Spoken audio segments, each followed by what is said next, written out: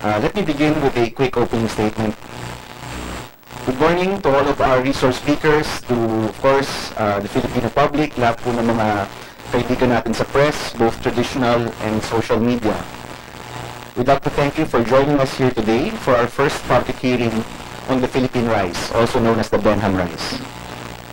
As the chairman of the Senate Committee on Science and Technology, I consider it my duty to give our local scientists and researchers the opportunity to address the government and the country on significant issues and valuable scientific initiatives. I've said this in the past, our Filipino scientists and researchers are sadly underappreciated in the country. There is certainly more that we can do, first, to strengthen the voice of the scientific community, and second, to provide our researchers, innovators, scientists, and experts with substantial support in terms of budget and resources. Through these hearings, we hope to do both. Kayo po na may malalim na kaalaman sa ating Philippine rice ang nararapat na pakinggan at konsultahin tungkol sa mga plano at hinaharap ng lugar na ito. Kayo po ang dapat mabigyan ng suporta at pondo sa pagsaliksik sa ating mahalagang likas na yaman sa Philippine rice. At bilang chairman ng Science and Technology Committee, nandito po tayo upang pakinggan at bigyan ng nauukulang suporta mula po sa gobyerno at mula po sa budget. Bilang Pilipino naman po, isang Pilipino nagmamahal sa ating bayan at nagmamasid dito po sa issue ng ating teritoryo, nandito rin po tayo upang maging mas malinaw ang issue po ng Philippine rice doon po sa pakikitungo sa ibang mga bansa sa ating paligid. Nandito po ang mga eksperto sa mga ekspedisyon sa Benham, sa Philippine rice, at mga eksperto rin po sa ating national defense. And we'd like to thank Secretary Esperon for coming today. Is there a threat to the Philippine rice, considering that on the other side, on the West Philippine Sea, we've seen China already put up bases that threaten our sovereignty?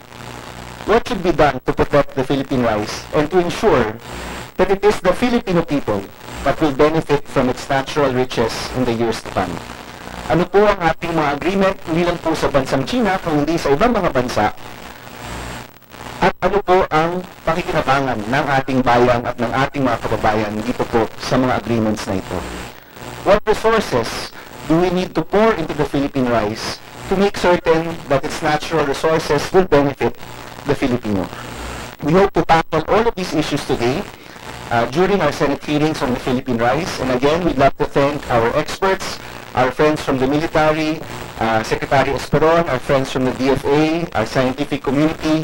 Maraming salamat po sa inyong pagpunta, and we hope to have a productive, clear, and definitive meeting today when it comes to this territory of the Philippines. Maraming salamat po at magandang umaga. So today, we would like to acknowledge our guests.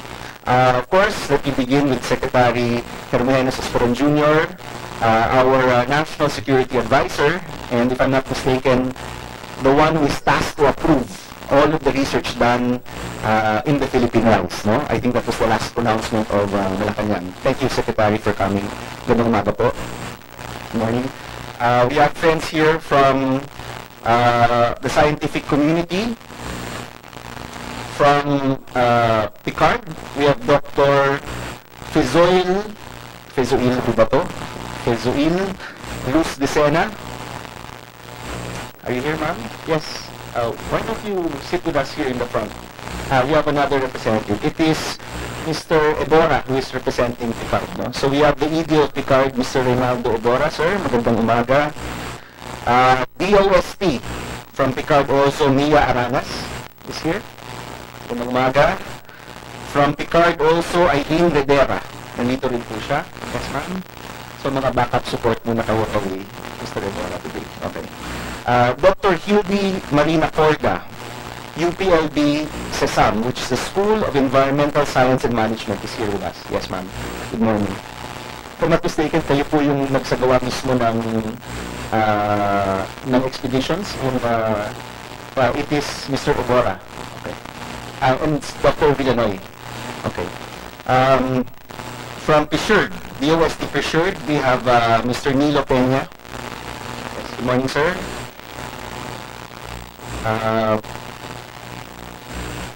Well, Dr. Villanoy is here, so So we'd like to acknowledge Dr. Villanoy as well. Magandang umaga po.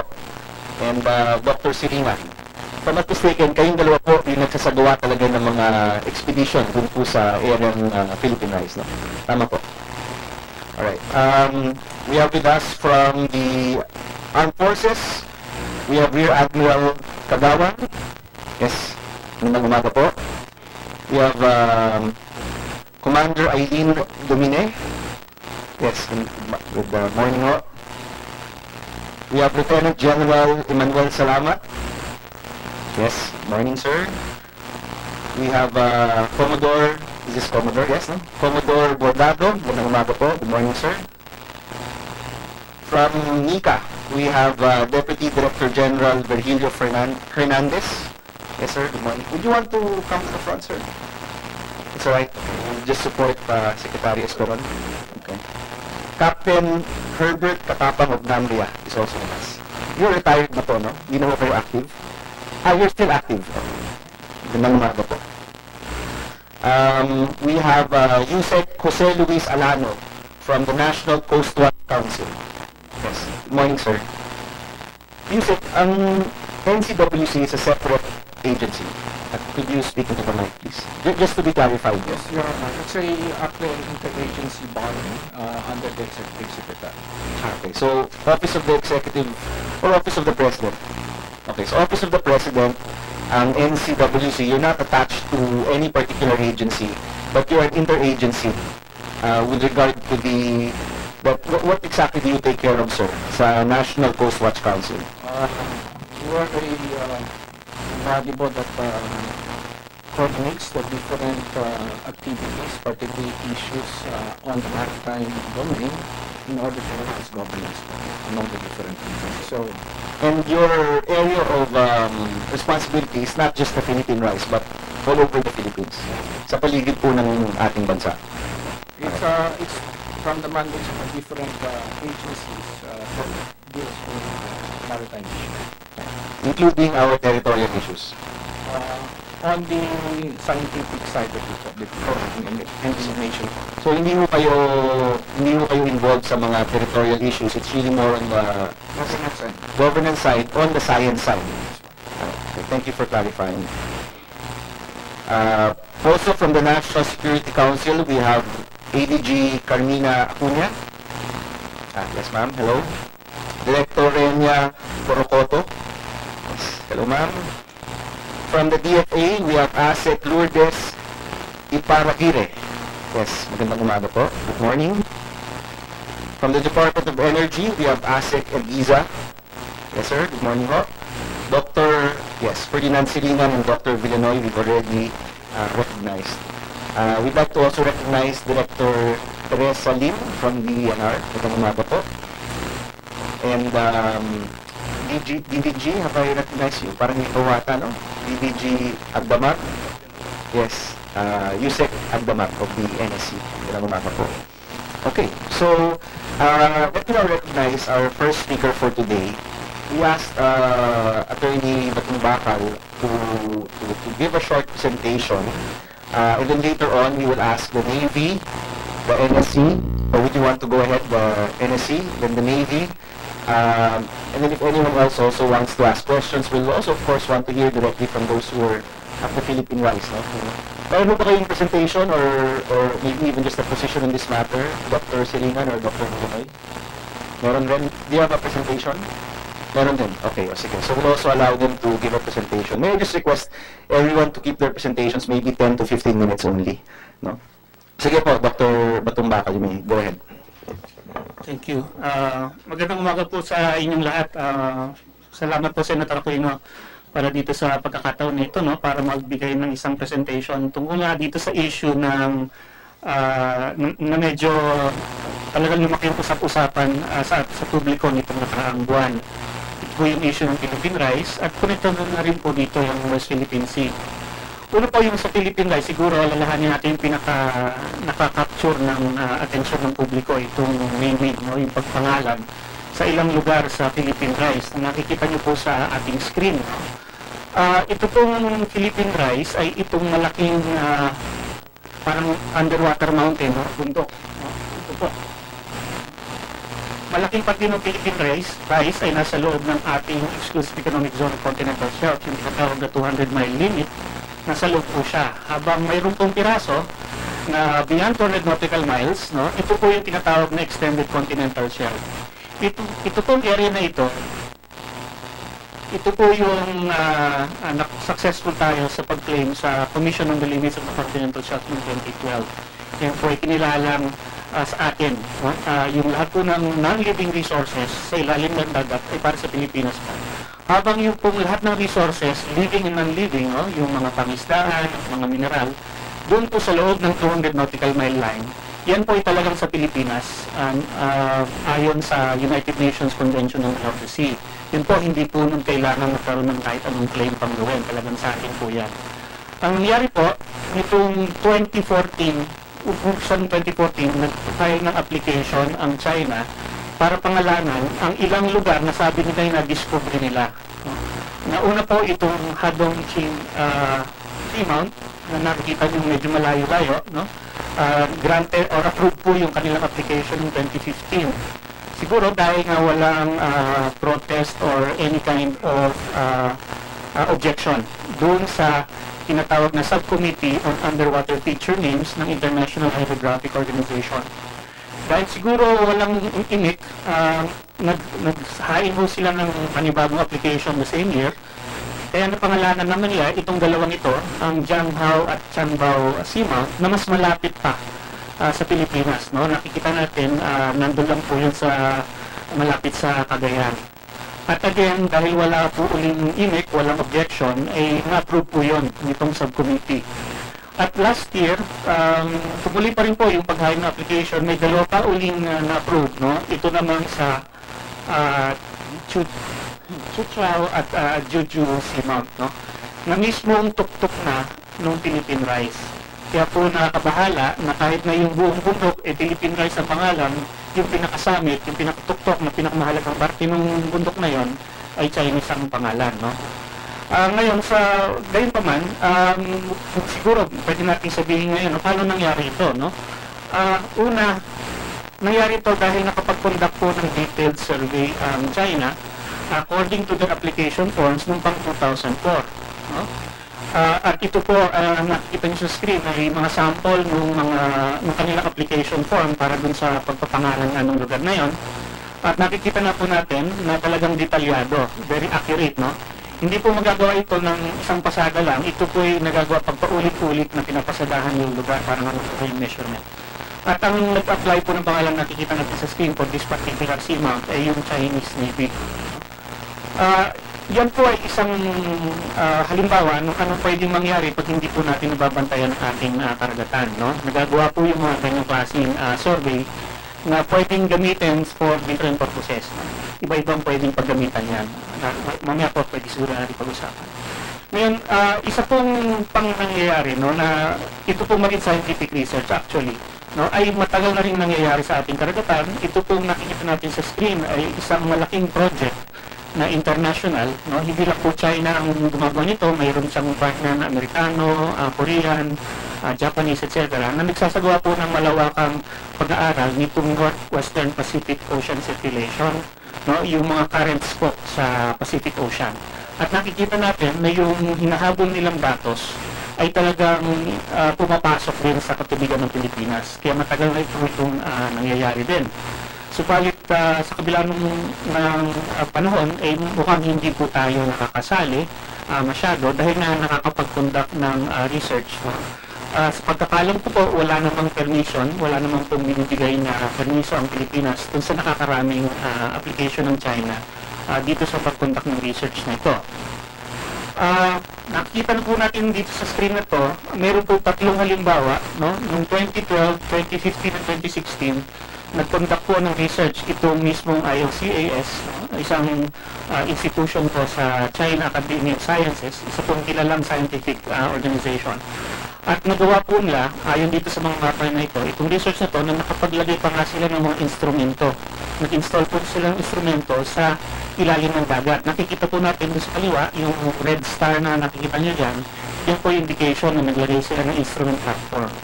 At dun po sa ibang mapa, nakita natin na binabalik-balikan nila yan. Dalawa pong lugar yan, yung sa may Mindanao at dun sa may Cagayan. Ito pong sa Cagayan ay binalikan uli nila ngayong taon na ito. Ito po yung nabalita nga na MSR permit na binigay. Hindi lang po yan ang research na nangyayari diyan sa katubigan natin. Ito po ay isa pang halimbawa, isa pong brochure ito ng isang kampanya sa China na nagbebenta ng tinatawag na glider. Ito po ay underwater autonomous vehicle. Meron po itong artificial intelligence. Nagsasagawa po siya ng data collection on its own. At nakikita natin dito sa inset map, no, ay pumasok talaga siya dun sa Benham region. According to the brochure, noong pong 2014 ito ng ginawa. At ito po ay isa lamang na halimbawa dahil meron pang ibang mga articles in the Chinese journal, Chinese media, and sa IOACAS mismo na nagsasabing nakapag-release na sila nga ng mga swarm ng drones sa West Philippine Sea at South China Sea side din. No? Pero wala dito yung datos. Pero nakikita po natin na tuloy-tuloy po ang marine scientific research activities ng China sa paligid natin.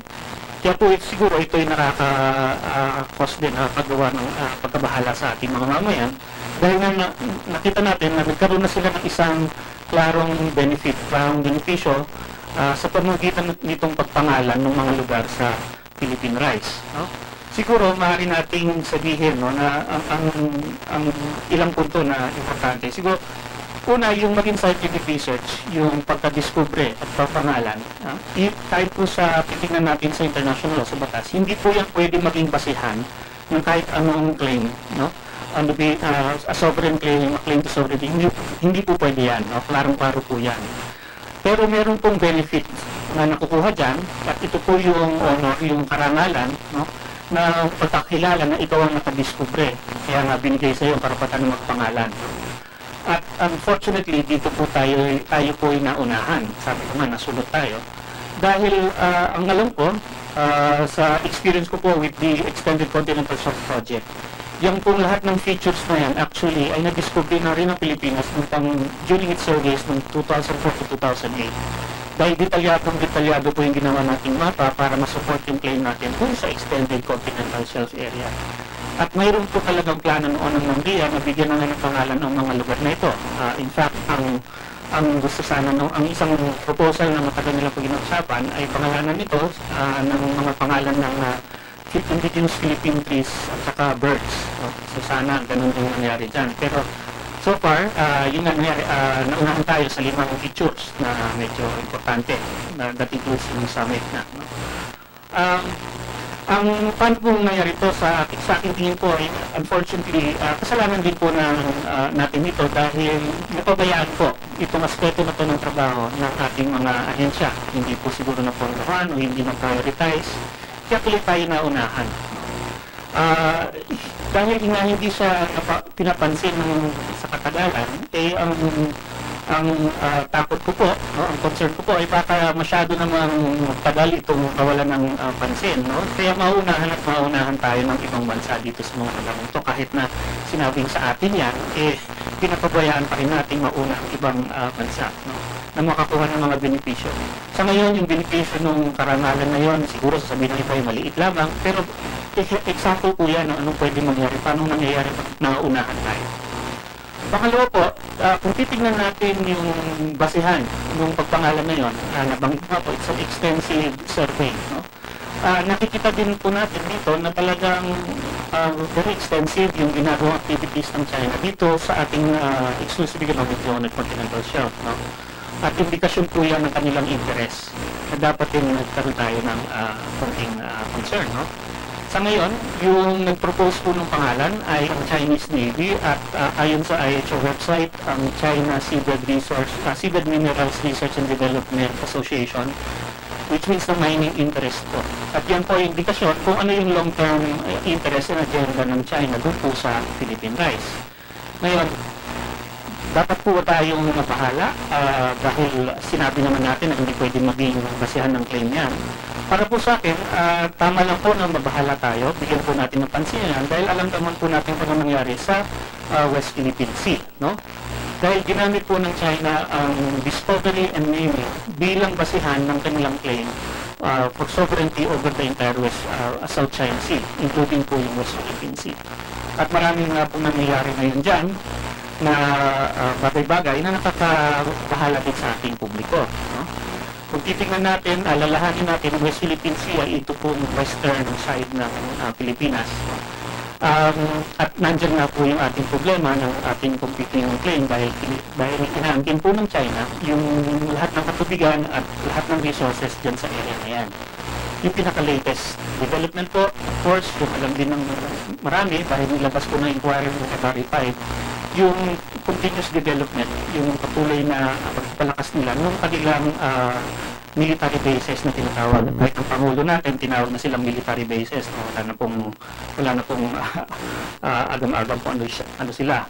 Yung tatlo pong military bases na yon ay gumagawa ng isang triangulo. They form a triangle, as you see there, no, dun sa position nila, na kaya nilang kontrolin tuloy lahat ng nangyayari dito sa buong area ng Kalayaan Island Group. No? At ang concern po natin ay ready na po yung mga isla na yon na para magtumanggap ng mga armas. No? At kung mangyayari na po yon, tulad po nito na pinapakita po natin ang abot ng mga armas na pwede nilang ilagay dyan. Nakalagay na po siya sa Paracel Islands, dun po sa side ng Vietnam, yung isa pong grupo doon na silang dalawang nag-aangkin.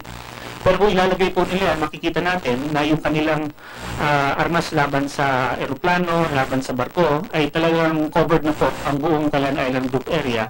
No? Kaya po niyang kontrolin talaga yung lugar. No? Isa pa po, kung lalagyan po nila ng mga combat aircraft yung mga isla na yan, let's take for example yung pinakamalayo, ang Pirate Cross Reef, ay dahil po doon sa nag-iisang isla na yan, ay abot na po nila ang buong area ng Pilipinas kung sakaling matutuloy ang deployment. No?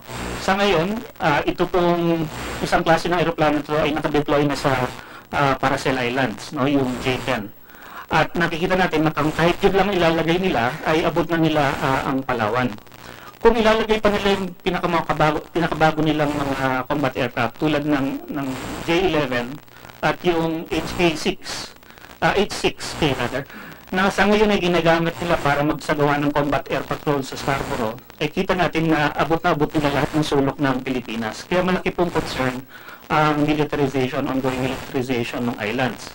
Kung ganito po ang sitwasyon, no, paano na po yung ating interest dun sa lugar na yon, ang ating natural resources tulad ng pangisdaan? Nakikita po natin dito sa mapa naman na ito na ang China hindi lang po ang pangisdaan sa loob ng 9-dash line ang inaangkin. Meron pa rin po silang tinatawag na traditional fishing rights na inaangkin na lumalagpas po sa 9-dash line at pumapasok na po sa Sulusi. Ito po ay base sa isang libro ng isang atlas ng fishing operations na sa ngayon ay umiikot sa China. And actually mukhang matagal na rin umiikot, no? Na hindi po masyadong alam actually ng publiko. Pangalawa, pagdating po sa petroleum resources, nakikita naman po natin sa mapa nito kung nasaan ang potential reserves. Dito po sa Pilipinas, dahil nga po sa disputes, hindi tayo makapag-explore masyado. At lalo ngayon, everything is in the air, everything is suspended while we talk about joint development. No? At yung joint development po na yun, ang target po niya ay itong Reed Bank area. Na sa ngayon ay ang pinaka-promising lugar. No? Dahil po tumigil lahat ng activities natin dyan at dahil po sa continuous development nga ng Chinese assets dun sa South China Sea, kung ibabalik natin dun sa tanong kung paano ba yung ating research dun sa area na yan, well, obviously, lahat po ng research na may relasyon sa petrolyo ay tumigil. Lahat po ng activities tungkol sa pangisdaan sa ngayon ay tinatanggap natin ng Chinese fishing activities within the West Philippine Sea. Unfortunately, hindi natin sila napipigilan. At dahil hindi pa rin natin masyadong ma-explore at ma-research din ang West Philippine Sea. Bagaman sa pagkakalam natin, marami na rin pong ginawang marine scientific research ang China dyan sa West Philippine Sea, lalo na between 2016 and 2017. Meron pong mga reports na sa Chinese media at sa mga Chinese scientific journals kung ano yung mga achievements nila doon, tulad ng pag-deploy ng isang bagong submarino na pang-research sa seabed. Meron po sila rin binalita na pag-release ng isang dosenang glider o underwater autonomous vehicle para na mag-collect ng data sa South China Sea. So yan po, lahat po yan ay nangyayari. At unfortunately tayo, ang tingin ko ay again, nauunahan na naman po tayo sa pag-alam, no, sa pagsasaliksik kahit sa sarili nating tinatawag na teritoryo or area, no, sa sarili nating EEZ. So hangga't hindi po natin yan ma-address din, no, mukhang baka maunahan pa rin tayo pagdating naman dun sa West Philippine Sea. So maganda po na pag-uusapan po ito, no, ng Senado, paano ba natin matutulungan ng ating scientific community, paano pa tayo makakuha ng additional na scientific resources at mag-mobilize ang ating scientific capacity para na hindi naman tayo mapag-iwanan at maunahan lagi. Maraming salamat po. Maraming salamat, Professor Jay. No? Bago tayo pumunta kay Secretary Esperon, kaklawin ko lang yung ibang terms, no? Kasi it seems naguguluhan na rin tayo sa mga termino. Maybe our friends from DFA can also chime in here. Ang Philippine rice ay teritoryo ng Pilipinas, but we do not exercise sovereignty. We only exercise sovereign rights. No? Is that correct, ASEC? Iparagire po. Iparagire, yes. Thank you, Your Honor, Mr. Chair. Good morning, everyone. Yes, Your Honor. The Philippine rice or Benham rice covers the area called the EEZ, Exclusive Economic Zone and Continental Shelf, where the Philippines exercises sovereign rights in terms of exploiting or exploration of natural resources in the area, and jurisdiction to conduct MSR, marine scientific research, and other activities. If the Philippines does not do any of these activities, then no other state can conduct these activities without the consent of the Philippines. All right. Because we have sovereign rights in that area. But it is still our territory, no? Under the Constitution, of course, all of Philippine waters, regardless of distance from the shoreline, from the coastline, are considered part of Philippine territory. But if we base it on UNCLOS, the Philippines, in terms of maritime entitlements, the Philippines exercises sovereignty in its territorial sea, internal waters, and archipelagic waters, and enjoys sovereign rights and jurisdiction over the EEZ, the Exclusive Economic Zone, Continental Shelf, and the Extended Continental Shelf. Right. So kaklaruhin ko lang po from the DFA, and Secretary has already explained, no, that it's not. So ang position po ng DFA, ang Philippine rice po ba ay nasa teritoryo ng Pilipinas? Yes or no? If we base it in the Constitution, it's yes. It's yes. Secretary, would you have a contrary position? Is that in your presentation? Yes. Okay, let me finish my question. No? So, unang-una po, kung ito ba yung teritoryo natin o hindi, baka pa nga po hindi tayo nag-agree, no? But definitely, we exercise sovereign rights on this territory. Yes. Sa pagkakalam ko, ang sovereign rights, ibig ko sabihin yan, lahat ng resources dyan ay karapatan po natin na makuha bilang isang bansa. Is that correct, ASEC? Yes, Your Honor. Okay. I don't think there's any debate there, no? So, pagdating sa sovereign rights, lahat po na connected sa resources, pati po yung research, pati po yung pag-explore, pati po yung pag-exploit, eventually yung paggamit po ng resources na yan, nasa Pilipinas po yan. Walang ibang bansa ang pwede pong gumawa niyan kung hindi po natin siya kapartner or ka-treaty or any of this. No? They need to ask our permission to be able to do research, exploration, or exploitation in the area. Is that correct, Asek? Yes, Your Honor. Right. Now, yung issue nito kasi medyo naguguluhan yung marami ho sa atin, yung sovereignty at sovereign rights. No? But yung in-explain po sa amin kanina, and again, you can correct me if I'm wrong, Asek, kumbaga sa meron kang garden na may mga punong mangga, no? Ang ibig kong sabihin ng sovereignty, you have the power on everything in the garden. Kung may papasok, may lalabas, may gagamit ng mangga, may aakyat ng puno, yun yung sovereignty. Yung sovereign rights, pwede pong labas-pasok yung mga tao po dun sa paligid, pero kung may kuha ng mangga, kailangan ipaalam sa'yo. Is that the correct analogy? Yes, Your Honor. Right. Because in the EEZ and extended continental shelf, the waters above the extended continental shelf, then foreign vessels enjoy freedom of navigation and overflight. Right. So, ibig ko sabihin yan, meron kang garden, nasa gitna ho ng inyong barangay, may mga punong mangga, yung mga tao, pwede po silang dumaan para makatawid doon sa kabilang side, pero kung kukuha po ng mangga, kailangan pong ipaalam kung sa may-ari. Yep, that's correct, no? Kung pagbabastan yung mga mangga at bibilangin, kailangan rin pong ipaalam. Is that correct, Asek? If it involves research, Yes. Your Honor, yes. Ang pwede lang gawin ng ibang bansa, doon po sa ating EEZ, no? EEZ, Exclusive Economic Zone, pwede po silang dumaan. So yun po, pinapayagan naman po natin yan. Hindi lang po ang China, kundi ang sino mang bansa. Correct, Asek? Yes, Your Honor. All states have the right, enjoy the freedom of navigation in the EEZ. But anything above that, anything beyond that, needs the explicit permission of our country. Tama po.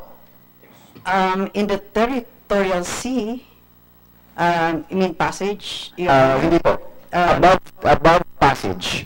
Anything beyond and above passage, kailangan po ng pagpapaalam po sa atin. There are a list of activities in which the coastal state enjoys sovereign rights and jurisdiction. So it includes the exploration and exploitation of natural resources, whether living or non-living. It includes jurisdiction over certain activities like marine scientific research, drilling in the continental shelf for resources, oil and natural gas, installation of equipment in the area, construction of artificial islands, and other activities. Yun po, kailangan ng explicit permission. Yes, the state has, coastal state has sovereign rights and jurisdiction, so other states that would like to conduct such activities need the consent of the coastal state. Alright, salamat po. Secretary, you may have your time for your presentation. Thank you very much. The chairman of the chairperson of the Committee on Science and Technology, as well as even if they are not here right now, may I acknowledge the chairperson of the Committee on Energy, Senator Aquino and Senator Poe, respectively. May I, of course, acknowledge all the members of the science community that are involved in research, especially in the maritime domain of the Philippines, as well as the military who are deployed, and the Department of Foreign Affairs who today have the interagency tasks technical working group on MSRs, Marine Scientific Research Permits. May I just say at the outset that to acknowledge Attorney Jay Bakal, who was the first speaker, that he was responsible in on our claim in the old Benham rice, which was already renamed as the Philippine rice. So together with the scientific community, they were able to even claim an extended portion, which we now term as the extended continental shelf in the Philippine rice. I take note that Attorney Bakal has mentioned that even if you name unnamed features in any area, that does not confer to any state or any organization or entity jurisdiction or sovereignty over that feature. For example,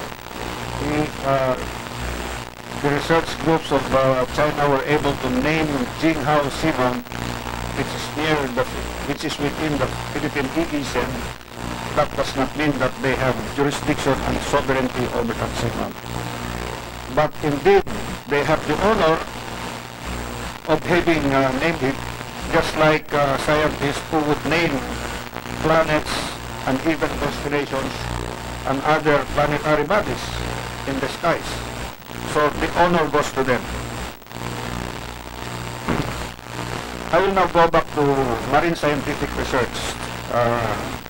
Over the years from 2000 to 2018, let me just say that other countries have been conducting researches in both the Philippine Rise as well as in the West Philippine Sea and other parts of our maritime domain.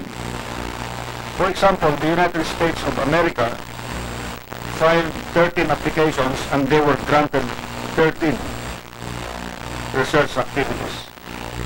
Ganon din sa China, nag-file sila ng 18, pero 2 lang ang inapruban ng Interagency Technical Working Group. Ang Japan naman ay nag-apply ng siyam at binigyan natin sila ng permit sa siyam na yon.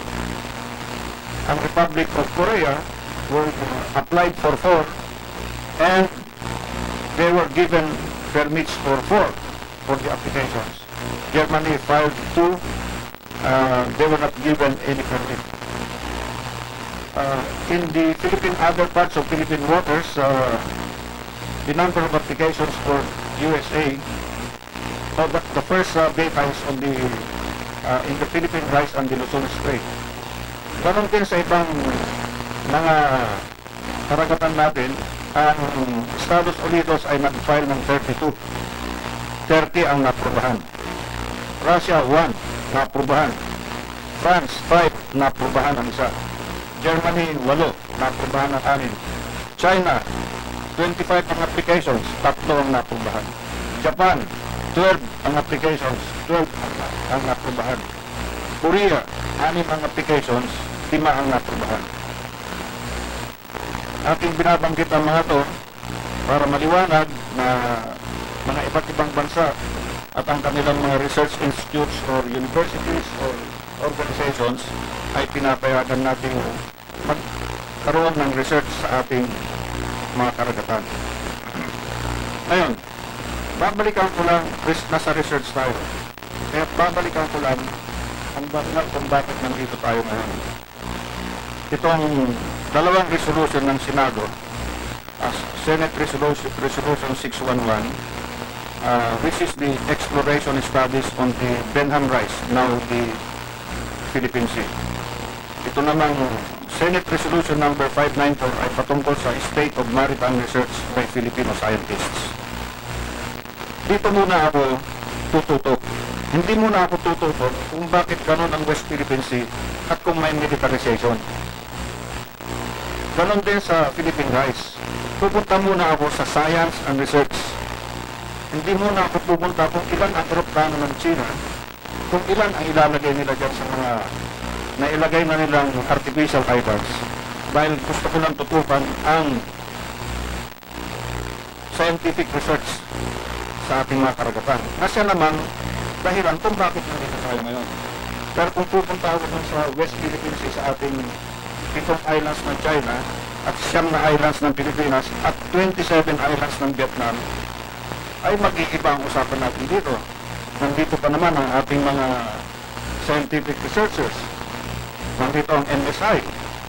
So, dito muna ako pupunta. Yan ang dahilan kung that is the reason why my opening remarks, my statement would concentrate on that. Allow me,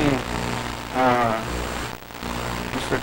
Chairperson Aquino, Senator Aquino, to then give my opening statement on this.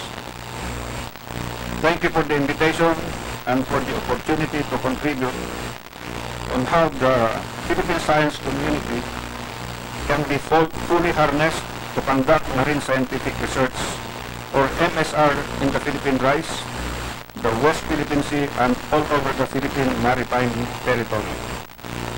At the onset, as chairman of the National Task Force for the West Philippine Sea, I would like to say that the National Task Force strongly supports what the Senate committees want to achieve.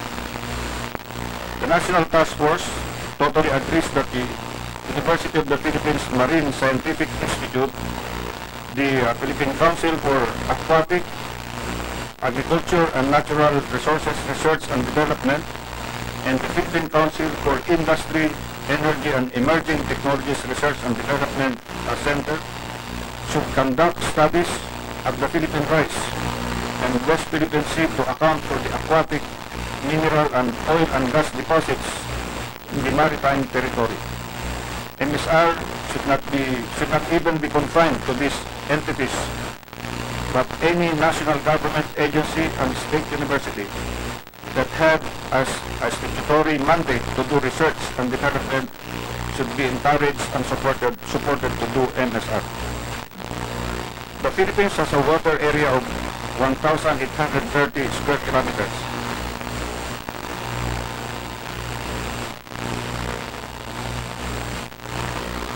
And the coastline that stretches for 36,289 kilometers. Let me just check the square kilometers of the area. For obvious reasons, but it's really big. It is about 7 times our land territory. For obvious reasons, the country's maritime assets are as important as the land. Therefore, their sustainable development is included in our national plans, and good stewardship over all the bodies of waters within the archipelago and the maritime regimes to which the Philippines is entitled under the UN Convention of the Law on the Law of the Sea is a collective responsibility of all Filipinos. When the President on February 6 said that all foreign MSR in the Philippine rice are to stop, this was clearly meant for the country to take a pause, because the public discussion on MSR around that time appeared to be going in all directions. And this would be unfortunate for the country, especially for our people. Last Friday, I met, or February 23, I met the technical working group that receives and acts on MSR applications. This is headed by the Assistant Secretary for Maritime and Ocean Affairs Office under the Department of Foreign Affairs, After that meeting, it became clear to me that MSR is conducted for the benefit of all mankind. We already know that a diverse array of marine organisms is used for food, medicines, cosmetics, and a wealth of industrial applications. The commercial development of marine organisms into useful products will only continue and grow. Therefore, subject to national interests, domestic and international laws, including the UNCLOS, the Philippine maritime domain should be open for MSR to both Filipino and foreign scientists. By doing so, the Philippines also improves its own capabilities to conduct MSR by joining or partnering with foreign scientists. The country could even develop the capabilities to exploit marine resources for its own industries, pharmaceuticals, food, and others. In summary, it is in the Philippines' national interest to encourage MSR in its maritime domain, balanced by the requirements of sustainable development and national security. Filipino marine scientists, though few in number, there are only 7 in MSI. Considering we are an archipelago, have very good reputation worldwide, even if they are very few. May I then seek the support of the Committee on Science and Technology and the Committee on Energy to please lend their voices to the Committee on Finance to favorably consider budget requests for 2019 by the national government agencies, and state universities and colleges on marine scientific research. Thank you, Your Honor. Thank you, Secretary. And yes, palagay ko po yung engine nito is really to recommend higher budgets for our MSR activities. It's about time. Let me just ask, kayo na po, no? Parang nabanggit po ninyo na sa pananaw po ninyo, hindi natin teritoryo ang Philippine rice. Can you just clarify that? Kasi kayo na po nabanggit ni ASIC Iparabire na ang tingin po niya, ASIC of official position of DFA, or is that just your opinion? I would say it's the position of the DFA. As I mentioned earlier, the basic the constitution, all waters around, surround, between the islands are territorial waters of the Philippines. But if we base it on purpose, as I mentioned earlier, we exercise sovereignty only in the territorial sea, Atlantic waters, and internal waters. So meron pong, what do you call it? Is that a contradiction or meron pong hindi pagkakaparehas ba ng UNCLOS sa ng ating konstitusyon? Is that what you're saying? Well, the provision on national territory in the Philippine Constitution goes back several decades before UNCLOS came into force. Yes. So it has a Of course, in the Philippines, your constitution is paramount, diba? So what you're saying is, according to our constitution, it would be part of our territory, but we only exercise sovereign rights. That's the position, correct? So, si Circus Parole, like I said, it's a part of our territory, it is technically correct. Okay. May I ask Secretary if you can care to just elucidate? By the provisions of the Constitution, there are provisions for the territory. For example, and these are based on past claims and treaties. One of the territories that in fact is now in also claimed by others is the Kalayaan Island Group, which is in the West Philippines. It is in conflict with claims on Philippines. But we also have our baselines law, which establishes our territorial waters. Our territorial waters are basically 12 nautical miles from our coastlines. But our baselines law also includes some of the features of the Kalayaan Island Group, which are covered by the Lucino Highlands Route. But we cannot claim the whole bodies of waters between the Province Island and our coastal areas, because we have not really defined, or we have not really, we have the laws to claim that. We have only our political system. And it so happens that there is necessary to claim the others. So what we have now are the internal waters, or economic waters, that are already given to us, recognized by the other countries. Now comes the UNCLOS, which gives us sovereign rights beyond the point of our territorial rights from our shores. And we are given sovereign rights under that. Well, Secretary, ang posisyon po ninyo, we have sovereign rights over the Philippine rights, but it is not part of our territory. Okay. But we have exclusive rights over the Resources. Resources. And it can be given an exclusive right by UNCLOS. We are also mandated to share it with mankind or humanity. Ano po? Yung resources? Like the fish. You have to regulate that so that you could control harvesting. But if you cannot do that, then you must allow other countries, provided they have your permit for fish in the areas. Provided they have your permit. Now, I think that's the key term. Tanungin ko lang, Secretary. That is now the duty of the Bureau of Fisheries.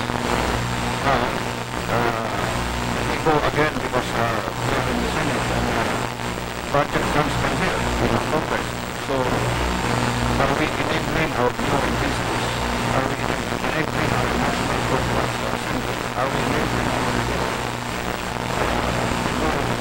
from the Coast Guard, from the Philippine members, are we elected so that we can exercise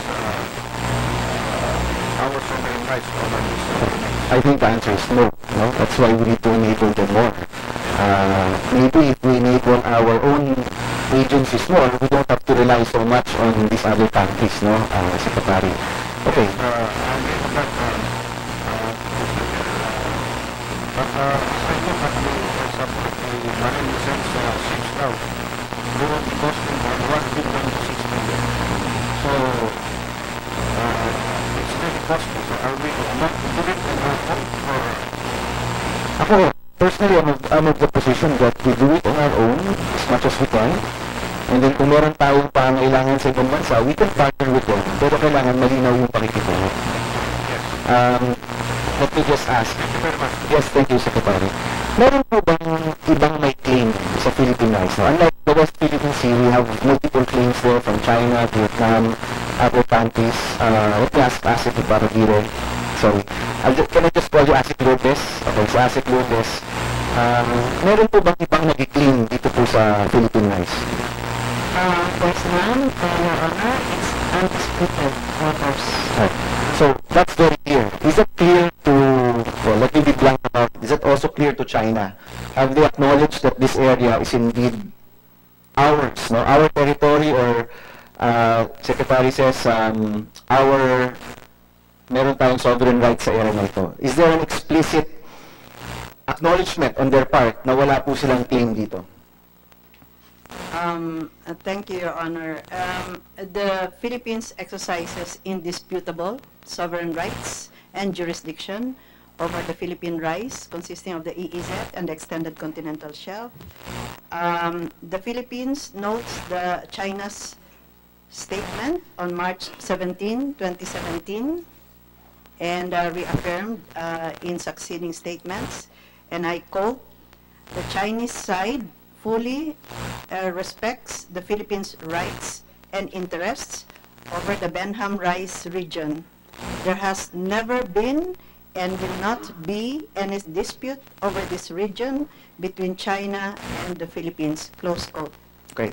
This was done when? By March 17, 2017, by the spokesperson of the Ministry of Foreign Affairs of China. Okay, because we know that on March 13, there was an article from the Philippine Star that said the contrary, no? So they corrected it already. They have corrected their statement already. Yes, Your Honor. Could you speak into the Yes, Your Honor. Alright, for the record, we invited the Chinese embassy also to come, no? To be very transparent with them as well. So as far as DFA is concerned, nagsabi na rin po ang China na wala pong claim dito po sa Philippine rights. Is that correct? Yes, Your Honor. Right. Prof. J, nabanggit nga ni Secretary Esperon na you were part of the group or you spearheaded the Philippine rice or the Benham rice, what do you call it, pag-recognize ng Philippine rice. In your position, is it part of our territory or do we just exercise sovereign rights on the area? It is both, actually, because as far as our laws are concerned and the definition of the national territory in the Constitution, and I believe we should be using that as our basic reference, the national territory includes all areas that are under our jurisdiction. No? It's not even sovereignty, even mere jurisdiction is enough to make it part of our national territory. It also mentions all other submarine areas as being part of our national territory, even though it may not be within the territorial sea or internal waters. I think it's important to keep emphasizing that we're using as reference our own definition of territory, especially for our people po, na sa kanila, ano yun eh, syempre mas simple, no? Mahirap na magulo sila nang sasabihin natin na mayroong mga iba-ibang posibleng definition yan dahil lalo parang humihina tuloy yung kanilang perception or attitude dito. So para sa akin po, we use that as our principal reference, that it is part of our national territory, even though we exercise only exclusive sovereign rights over that area. Right. Kasi Okay. even in law po, when it comes to territory, there are also several definitions within our domestic law about territory. So kumbaga po, ang posisyon ninyo, teritoryo natin to, pero yung teritoryo ng isang bansa, may iba-iba rin niyang classification. So may teritoryo na may sovereignty, may teritoryo na may sovereign rights lamang at magkakaiba po yung laman po ng ibig sabihin na yun. No? Alright, let me ask Rear Admiral Kagawan. Is the Philippine Navy in the Philippine Rise? Meron mo ba kayong operations dyan? Are you able to monitor the area? Are you the one tasked to monitor the area, Rear Admiral? Basically, Your Honor, the Navy is a force provider. We have the Naval Forces Northern Luzon. We have a unit in the north, based in Poro Point, Your Honor. And we provide floating assets to NAVFORNOL, which is under the Unified Commander, which is COMNOLCOM here, and General Manuel Salamat. Basically, so we provide the assets when we have the available floating assets for NAVFORNOL, and whether aircraft or ships. Right. So, of course, yung usapin po nito, nagsimula yan sa tanong ng resources, no? Meron ba tayong resources para ma-explore? Meron ba tayong resources para gumawa ng research? Meron ba tayong resources para maprotektahan ang Philippine Rise? Would you say, sir, na meron po tayong sapat na resources para ma-monitor po lahat yan? Masasabi niyo po ba na ang mga barko na nandyan ay ang mga barko lamang na nabigyan natin ng nauukulang permit, o meron pong mga pumapasok po dyan na wala pong permit pero tuloy-tuloy lang po yung kanilang pagpasok sa Philippine Rise? Na gumagawa po ng research, hindi lang po yung mga dumadaan. Your Honor, as far as resources is concerned, we have limited resources in the Navy. We still need capital ships, especially on part of the country, the eastern part of the country, Your Honor.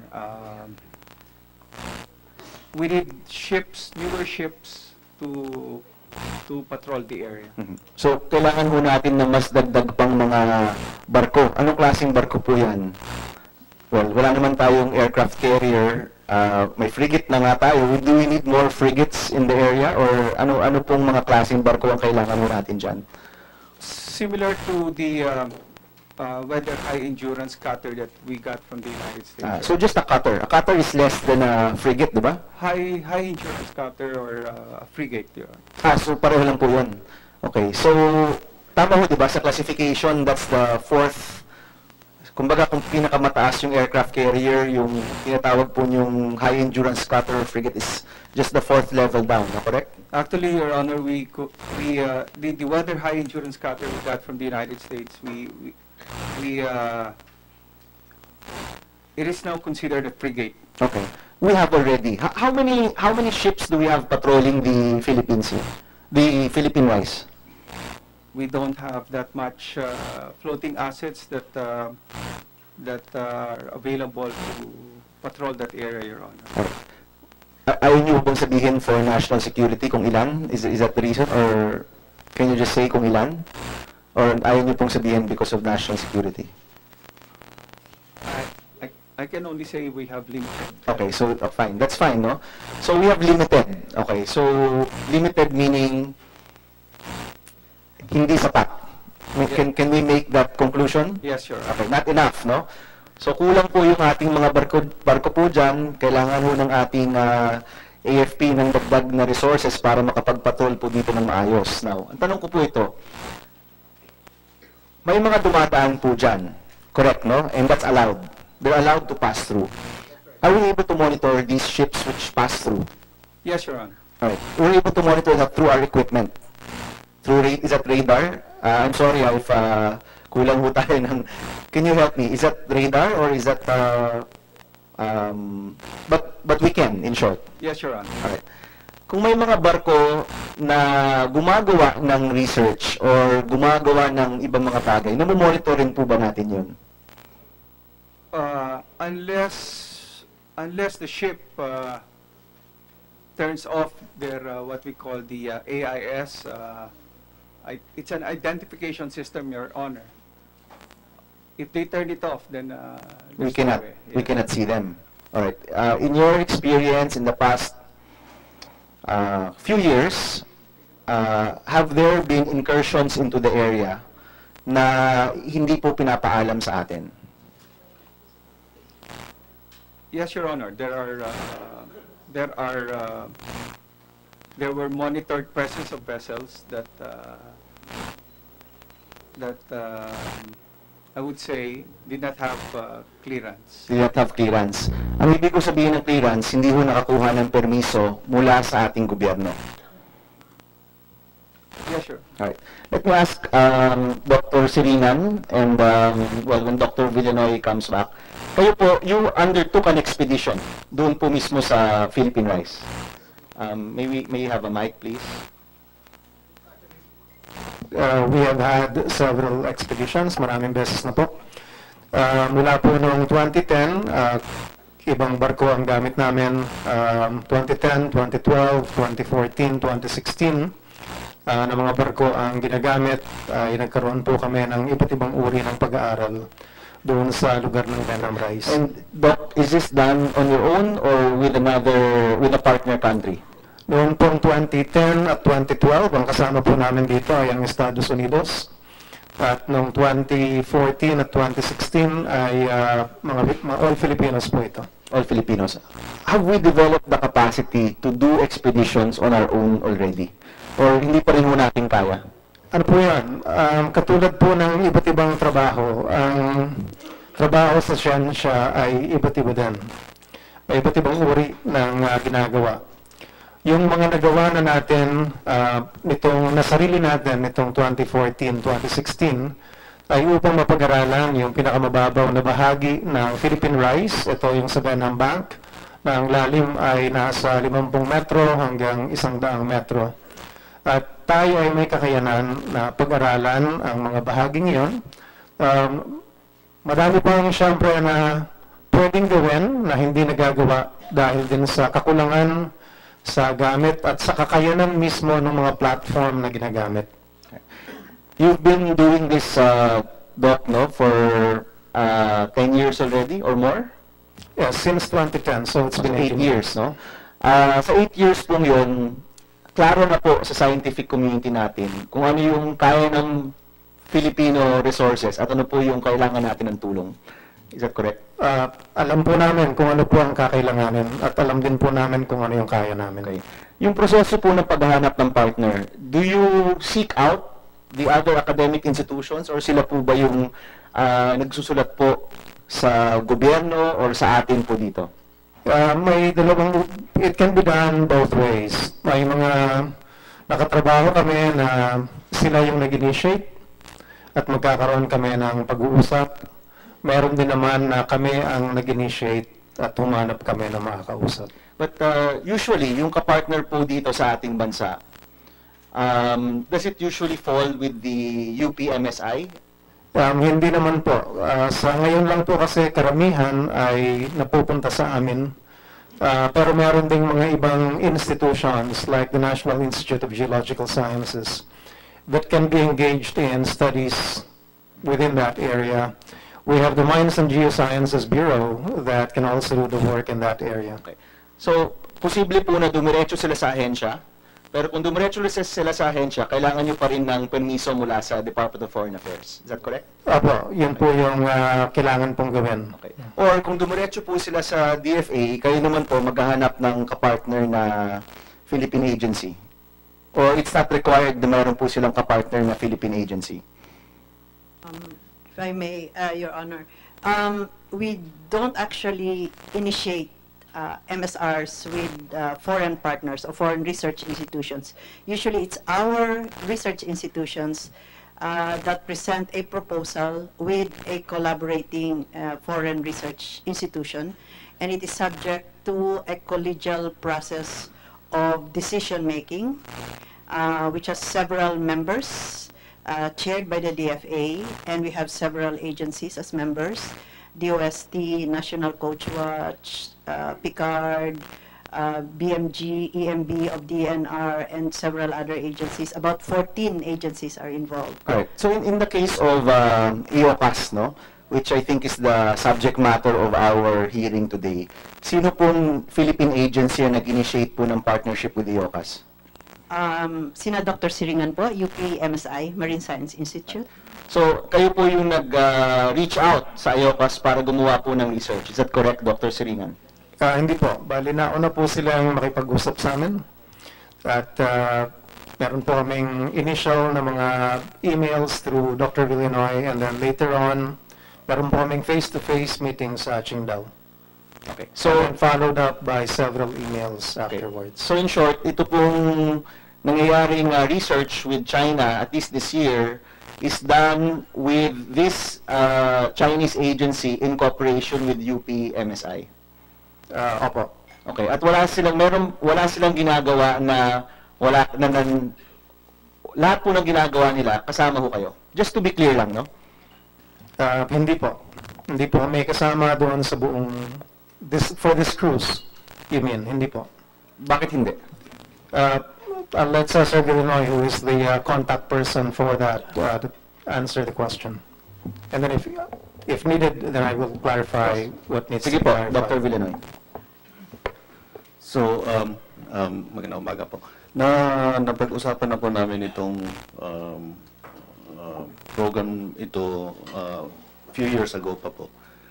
Pero for this particular cruise kasi, ang gagawin lang nila was to do a transect sa may Isabela at sa may Mindanao and magde-deploy ng instruments. And the total amount of time that they will need to be in Philippine easy waters will roughly around 6 days. Pero kailangan mo kasing sumakay sa barko sa China at doon din bababa kasi walang port stops po sa Pilipinas eh. So abutin mo yun na mahigit na 1 buwan. So medyo mahaba yun kasi po sa amin na may klase kami, may ibang trabaho. Hindi kami makapag-provide ng tao to join them for the whole cruise. Siguro we can arrange on future cruises to arrange for port stops sa Pilipinas so that hindi masyadong mahaba yung researchers natin na sasama sa So out of the 1 month na nandyan po sila na nagre-research, ilang araw po yung meron tayong Pilipino na nasa mga barko po nila? Itong last was may in-arrange through DFA, may 3 days silang 3 out of 30? Oh, hindi naman po sila 30 days nasa Philippine Easy. Okay. Ilang araw po sila nasa Philippine Easy? It was only around 6 days. Okay. So, half of the time, meron pong Pilipino. Okay. The other half, namomonitor naman po natin kung ano po yung nagagawa po. Na-check po. And then, nung bumaba yung mga personnel po natin, binigyan sila lang lahat ng data na kinolekta during the Philippine Easy. So, are you confident that they stayed within the parameters of your agreement, Dr. Villenoy? If you go through the original application nila, they were supposed to do 2 transects. Pero ang nangyari, I don't know anong reason na kinapos sila ng oras, they were only able to do 1. So, mas maiksi pa nga doon sa original na application nila. So hindi ho na kompleto in short, no? Pero hindi naman nagmalabis, hindi naman sumobra. Hindi naman po. All right. So the two times in 2018 that the Chinese ships were in the Philippines in the Philippine rice was in partnership with UPMSI. You can confirm that. Once lang po. Once. Has there been 2? Hindi ho ba ASEC dalawang permits na naibigay natin sa China o isa lang po ba? For 2018, only 1, Your Honor. That was in previous years. From 2000 to 2018, Sec Esperon mentioned several MSRs conducted in Philippine waters by our foreign research partners. But not China? China did 2 or 3 MSRs throughout that period. What years po yun? Just to be clear, no? So, my understanding was there are 2 permits given this year. Is that correct, Secretary? No, that was from 2000 to 2018. China applied for 18. This is for the Philippine rice, and Luzon Strait. That's between Opo. between Philippines and Taiwan. They applied, China applied for 18, but they were granted 2. Okay. One of them would be, and in Philippine waters, other Philippine waters, it would be a total of 25 applications and 3 granted. Opo. Yung And, dalawang... let me just clarify, Mr. Chair, Honorable Chair, that for every MSR that is approved, they are supposed, it's mandatory that they are supposed to take in our scientific team, our own team. Otherwise, they will not be allowed to conduct the research. Oh, pero nasabi na po na hindi naman ho nakasakay yung mga Filipino scientists. Which one? UPMSI, 3 days out of 6 days lang po. Oh, the latest one, ganun na nga. The application was submitted sometime July Of 2017. of 2017, and it was approved in January. At that time, they were supposed to begin 30 days MSR, but they shortened it to just a few days more after they took in our scientists. They Yes. shortened it for several reasons, including that it was already Chinese New Year. Okay. So they had Kailangan bumalik. kailangan ng bumalik. Okay. So, but we could have really, it would have been to our advantage to join them for 30 days.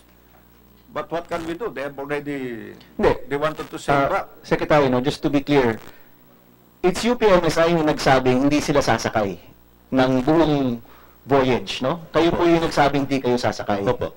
Kasi most of the work that they did was east of our EEZ.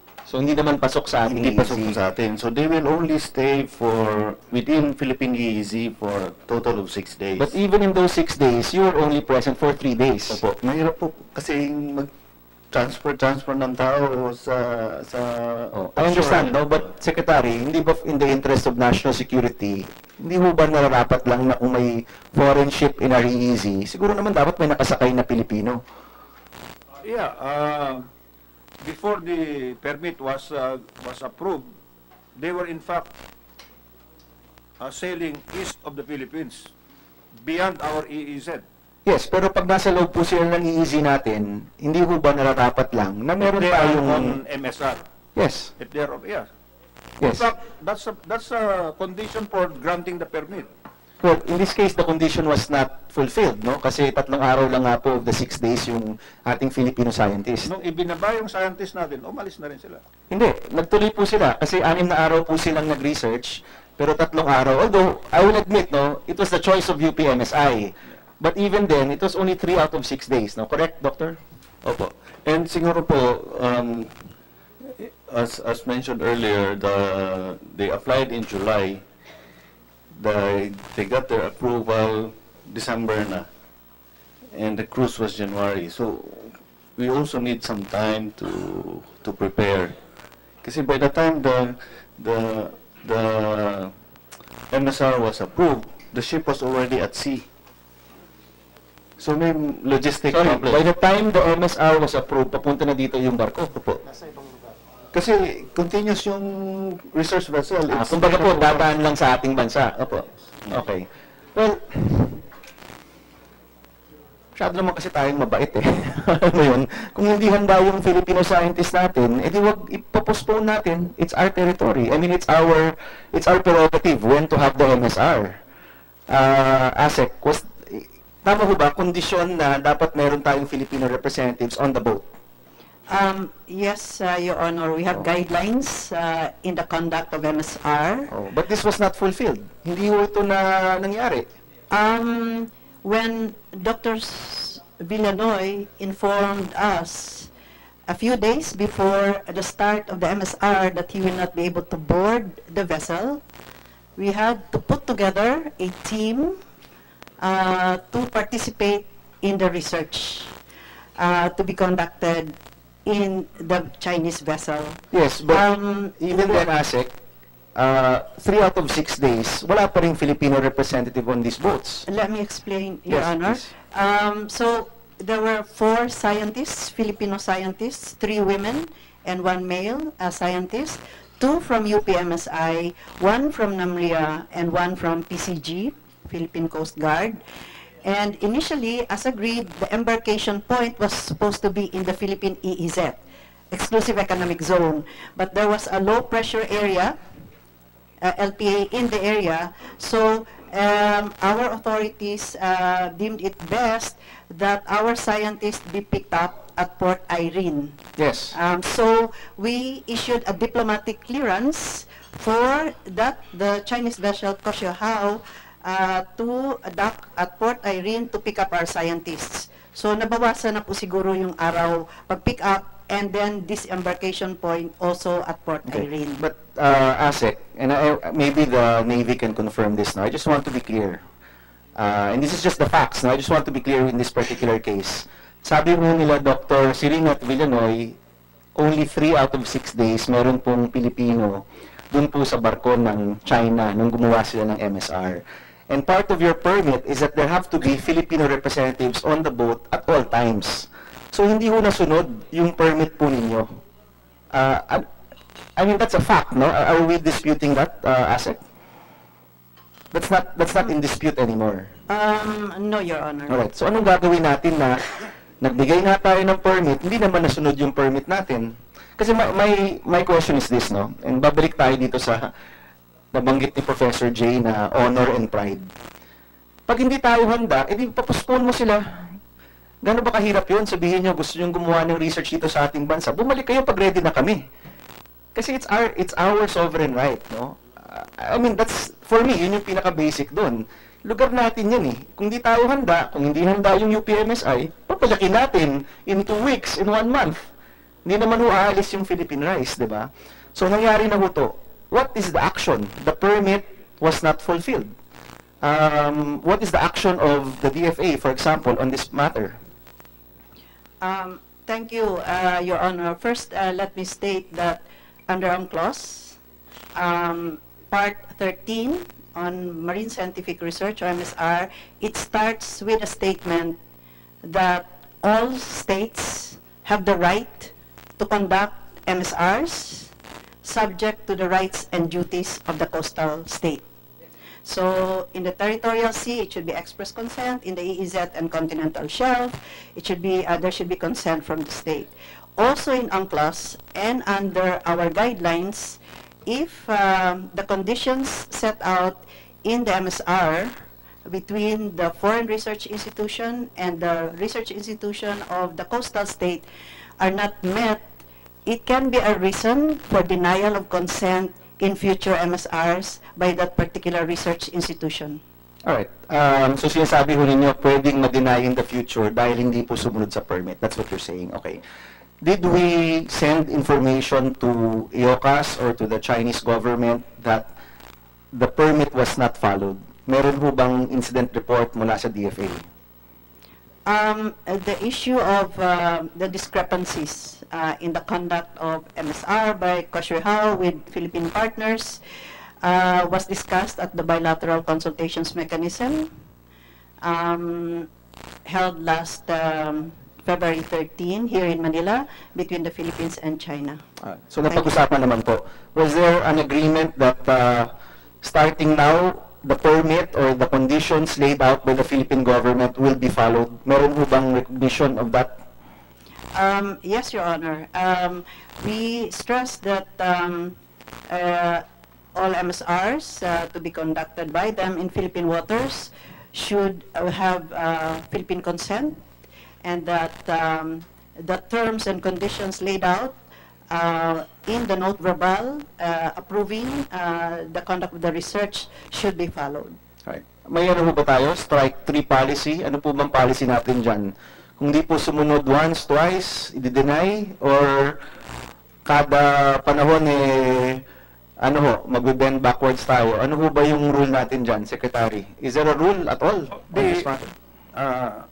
Mr. Chair, we now have the current setup is we now have the interagency technical working group.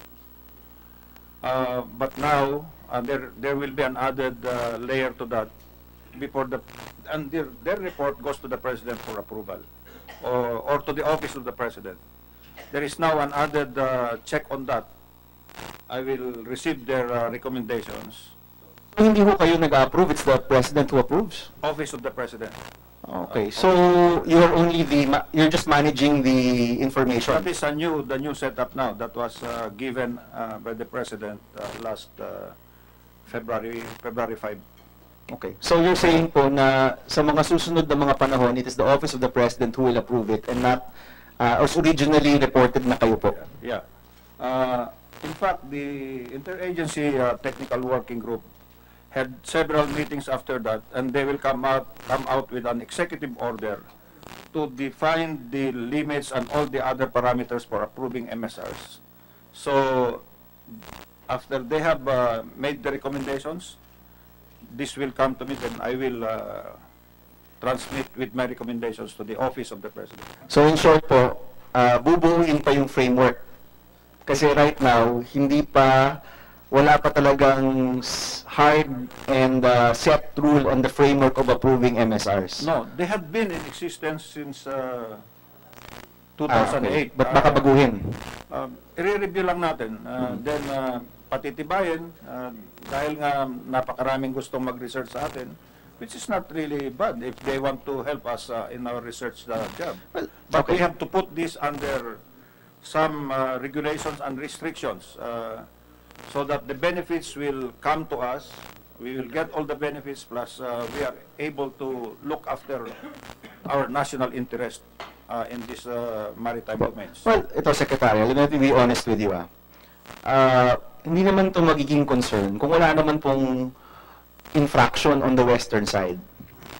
Correct, no? Kung wala naman, if there were no, well, if the President himself said military bases, if there were no military bases on the western side, I don't think we would be as concerned here on the eastern side. I mean, to be very honest, no? But there are competing interests on the western side. That's why medyo mas nakakabahala ho talaga itong eastern side, no? So, at least maganda ho na nabanggit nga na wala namang claim dito sa Philippine Rice. Magkakaroon tayo ng mas striktong framework o mas striktong mga kondisyon, no, dito po sa pagpasok sa ating teritoryo. Let me ask ASEC, no, in the previous years, IOCAS has gone into our territory without permits. Nababanggit niyo po ba yan dun sa bilateral meeting ninyo na in previous years, pumapasok po sila kahit wala silang permit? Yes, sir. We discussed it in the TWG, and during the bilateral consultations mechanism, it was stressed that all MSRs... Ma'am, before that, let me just acknowledge Senator Zubiri who provided quorum for today. Maraming salamat po. Thank you, sir. We're hearing on the BBM. Yes. Tapos na namin yung committee. Another hearing on territory. No? Okay. Yes, ma'am. Please continue. So, napag-uusapan naman po openly. Opo, sir. Ano po yung reaksyon nila? Yes, they didn't object at all. And so they admitted that they went into our territory without the necessary permits. I guess Secretary Cayetano or the chair of the Philippine delegation during the bilateral consultations mechanism would be very pleased to sit down with you and discuss it during an executive session. During an executive session, Secretary, were you present in those meetings? BCM, which one? Sorry, nagkaroon ng bilateral meeting. Yung tanong ko po, Secretary, in previous years, IOCAS has entered into our territory without permits. At nakikita ho natin yan, no, this is what Professor Jay showed us dito sa website nila. For one, one ship Li Sheng Yu, if I get it right, conducted MSR in our area in 2004. Yes, na wala pong permit. it did not go through the process. They had no permits. So that ship, in fact, as a result of that research, they filed for naming of names, and this is now, those were filed in May 2016. Opo. May 2016. Yes. So in short, So there is a recognition that they had gone into our territory na wala pong permit in the past.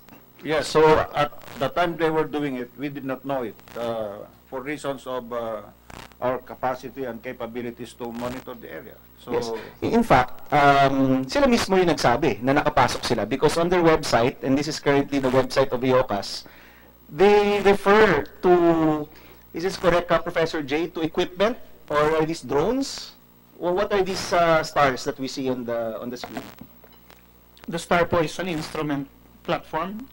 They have instruments that they anchored to the shelf In what year? near 2004? Surigao. This is the one that they have already made a journal article out of. This is So in short, pinublish pa nila yung findings no, ng kanilang research dito. So, I just don't want to belabor the point, no? But napag-usapan that in the past, pumapasok po sila na wala akong permit sa ating bansa.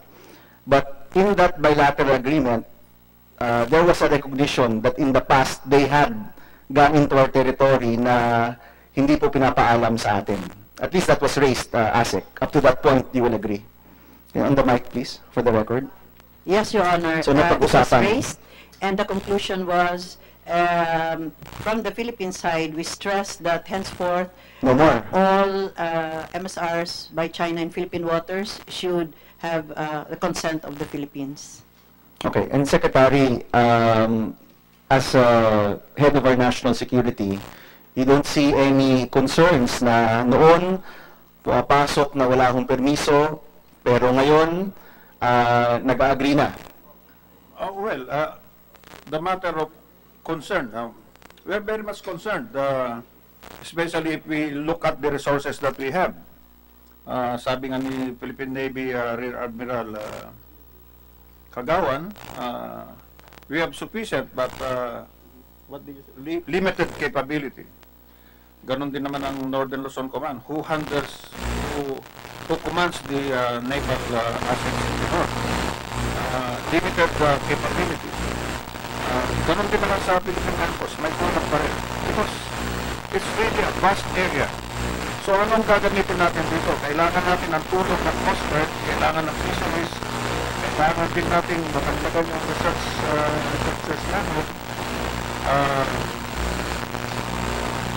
Lahat, from DOST and from the academy, kailangan nila makapagpayag. That is why I have been saying all along that conduct of research should not just be by us because of the resources that we have. Kaya sila mismo nagsasabi na nakapagpayag sila sa ibang mga program. And then, that's where the MSR applications will come in. And then, parang pinabalikan natin, meron na kayong tao magbuborn.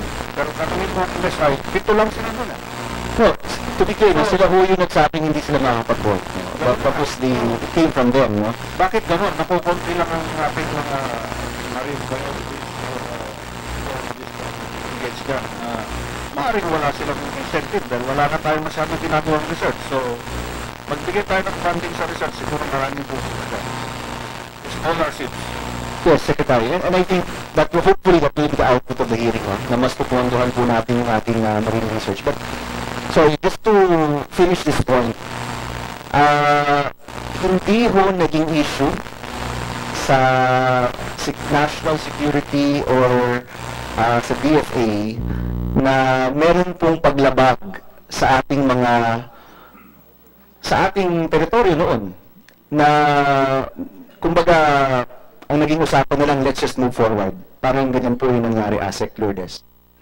Of course, Your Honor, it is a cause for concern because we want foreign research institutions to observe our guidelines in the conduct of MSR. But during the discussions of the TWG, our scientists also said that this is a good MSR, that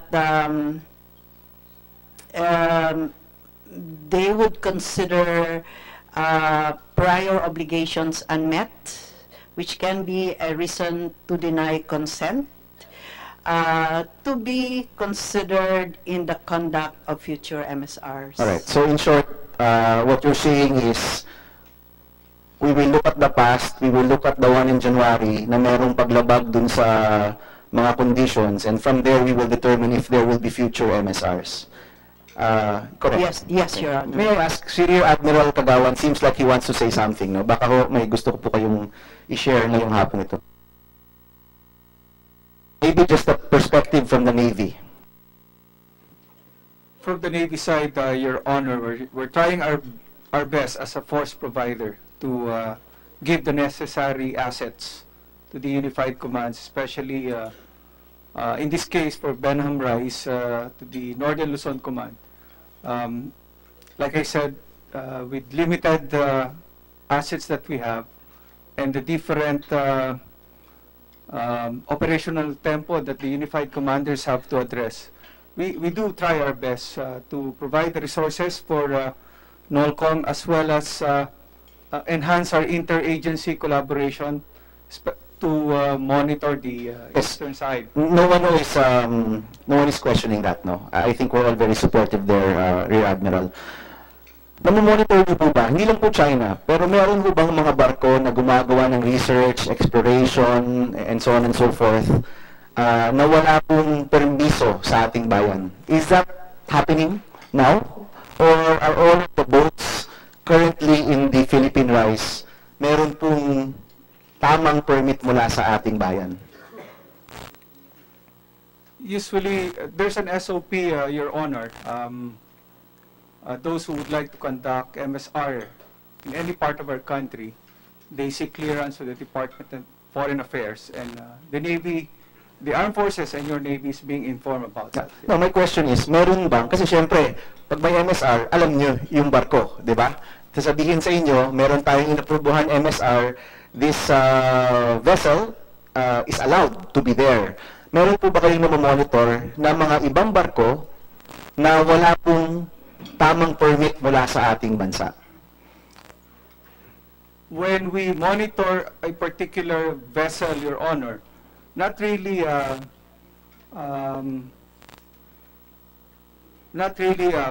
conducting MSR1, but if we monitor any vessel with no diplomatic clearance, the SOP that is chairman is reported immediately to the higher quarters, as well as inform the National Task Force Western DC on the presence of any foreign vessel which has no diplomatic permit. But they're allowed to pass through? Yes, Your Honor. Okay, so yung nagpa-park, no, I mean, for lack of a better term, I don't anchor, is that the correct term? Yes, sir. Okay, obviously, kung naka-anchor ka, hindi ka lang passing through. That's correct, Your So meron po ba kayong namomonitor ng mga barko naka-anchor na wala pong permiso mula sa DFA? There are situations that we monitor those kind of Okay. ships. Are these also limited, or I don't know if I don't think you want to disclose numbers today, no, Your Admiral, but you can confirm that there are. Yes, Your Honor. Ito po ba ang dami nito ay nakakabahala na po ba, o katanggap-tanggap po sa inyo? Well, I would say, Your Honor, that the numbers are not that many. Okay. But what I can say is that once we monitor any vessel which has no diplomatic clearance to Be there, na naka-anchor. Oho. stop within our waters, then we have to report it right away. Okay. Not that many. So, pwede po yung not that many 5, pwede pong not that many 50. Mas malapit ba sa 5 o mas malapit sa 50? 5, okay. Yes, Your Honor. Anong bansa po ito? O ayaw niyo rin pong sabihin? Mr. Chair, Yes, sir. sa territorial waters natin they could not sail within our territorial waters without our express permit. But beyond the 12 nautical miles, we have to find not 12 nautical miles. So, ang pinag-uusapan po yung naka-anchor. Yeah, yung anchor, meron tayong mga emergency system at national reference center as a system that monitor that. As we understand,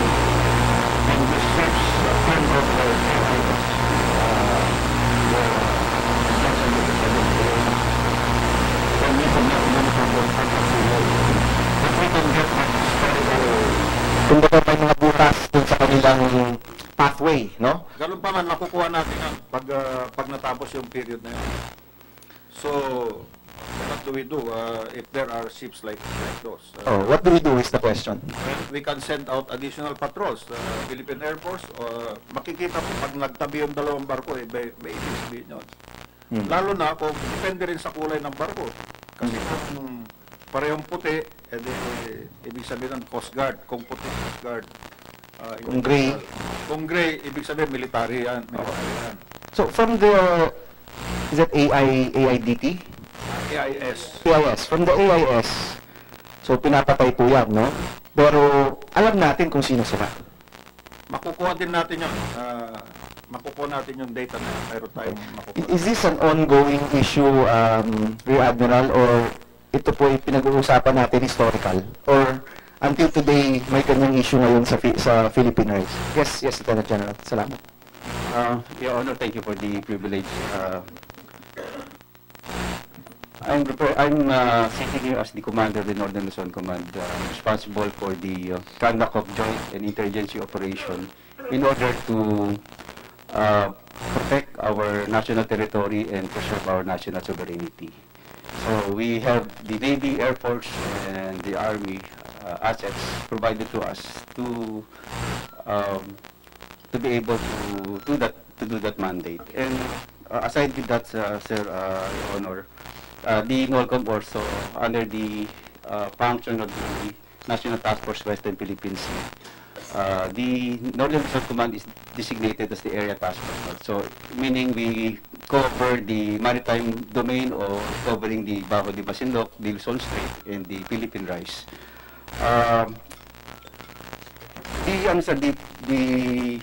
Notably, sir, the maritime areas in the north is located in the main shipping route, in particular the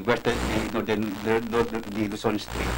And in fact, almost a third of the global crude oil, all over the half of the global liquefied natural gas passes through the shipping routes in the Luzon Strait. So, marami po tayong namomonitor na vessels in the north. Na dumadaan. Because legally, dumadaan po. So notably, the strait is located on the main shipping route. Kaya, kung sinasabi natin maraming dumadaan, marami pong dumadaan yung shipping vessels. And kasama na dito yung mga other vessels na maritime research vessels ng other countries like China. Sir, let me ask, no, yung nag-anchor, or kumbaga dumadaan point A to point B, dadaanan yung ating teritoryo, gaano mo patagal yun usually? Is that 3 hours, 4 hours, yung usually na dumadaan sa ating territory with sovereign rights? Or mabilis lang po ba yung pagdaan ng mga ships usually? Depende kasi sa tracking monitoring natin. May mga others na nag-stay for a longer period, merong hindi na dire-diretso. Yung nagsistay, ano pong ginagawa nila? Are they doing maintenance? Or are they already doing research without our permission? O ano ba usually yun po? Wala tayong record kung ano yung ginagawa nila, except that they have been tracked to be loitering around in our waters. Okay, yung loitering, no? Illegal po ba yung mag-loitering sa waters po natin? Or pasok po ba yung dun sa pwedeng gawin ng mga barko because it is not part of our territorial waters? Depende po. So loitering, ibig sabihin, pag-ikot-ikot po sila dun sa Philippine Rice, no? Ano bang ginagawa nila doon? Pero tayo mga suspicious activity na masasabi na ginagawa. And are these, I'm sorry, are these drugs? Are these smuggling? Or what are these? Kung po sila? Wala po tayong record. Sabihin lang natin, when they loiter around, that is a suspicious activity doing within our water. And monitor po natin yan on a day-to-day basis? Meron tayo. So, for the past year, for example, the committee can ask you and your task force, ilang barko ang paikot-ikot sa Philippine Rice na walang permiso at mukhang hindi naman ginagamit lang yung lugar para dumaan? This has been provided to the National Task Force on Western Philippines. Alright. So we will request that, sir. Have we identified kung anong mga barko ito? Like, may mga calls, is the term call sign or the ship name? What do we call it, sir? May tawag po doon, di ba? Ano po yung tawag doon? Sa pangalan ng barko? Call sign. Okay. So, may call sign po yung bawat barko na yan. So, meron tayong record po niyan. Some that has monitored with AIS identification.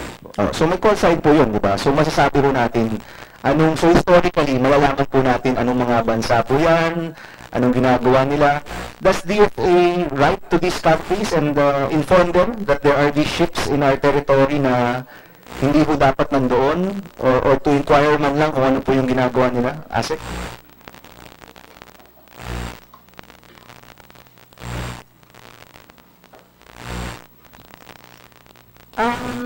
If the Navy informs us that there are vessels loitering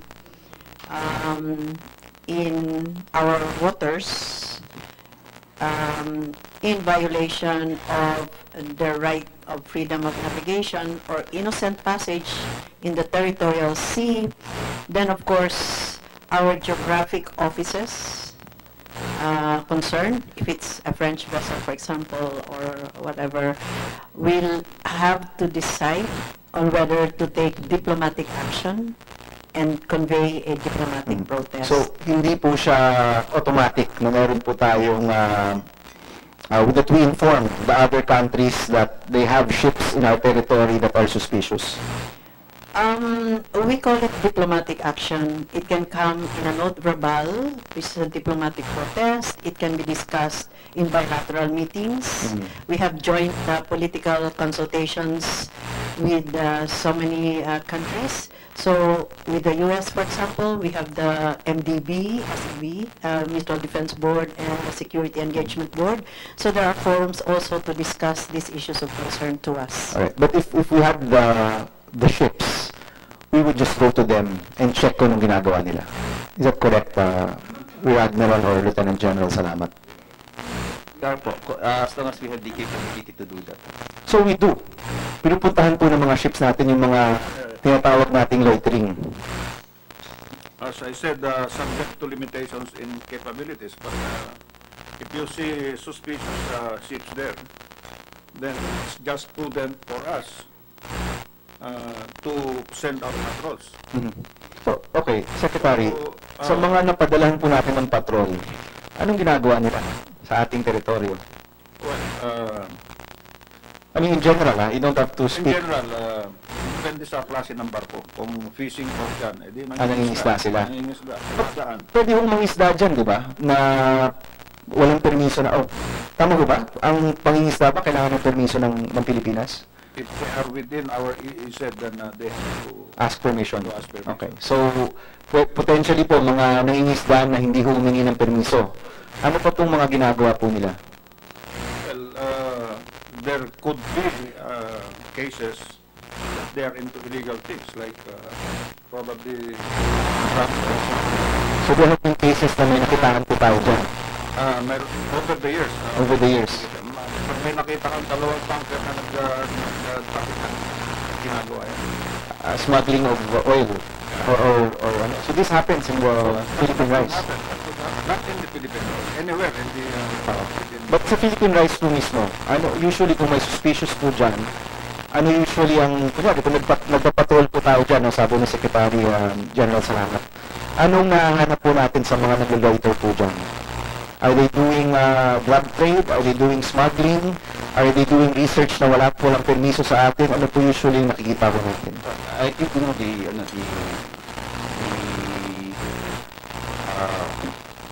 presented a while ago, we had that DAIS doon sa incentive agencies. Nandun sa nakita na dati na mayroong artificial fish yung maritime research ng other countries. So yun na siguro silang for now sa mga So monitor ko natin na may mga pumapasok na bansa na wala pong permiso. Meron tayo. Are we talking about years ago or are we talking about this year? Meron din po mga previous. No, this year lang po. Kasi iba na yung patakaran diba? Meron na pong bilateral. This year, meron pa po bang mga Right now, for example, meron po bang mga nandiyan na nagre-research na wala pong permiso sa Sa atin? ngayon, wala tayo. As of January, February, Yung previous months, meron tayo. hanggang 2017. 27. Okay. Dr. Villanoy and Dr. Siringan, I think, have a presentation. May wish to present. Well, thank you very much for this opportunity. Well, malaki yung karagatan natin. So, para lang po magkaroon ng konting kaalaman sa MSI. So, we are a degree granting institute. Graduate program lang po ang ino-offer natin. Sa ngayon, meron po kaming 19 na full-time faculty. Wala po kaming part-time. Pero may 2 na papasok nitong Agosto 2018. The program of MSI is divided into 4. Meron po kaming marine biology. 11 sa 19 na faculty ang naka-assign sa marine bio. Sa marine physical science, 6 na faculty. So yun po nababanggit kanina ng mga naglalayag. Mostly nandito po sa grupo na ito. At meron kaming 5 faculty sa marine biotechnology at yun pong full complement namin. But we're also running a professional masters in tropical marine ecosystems management.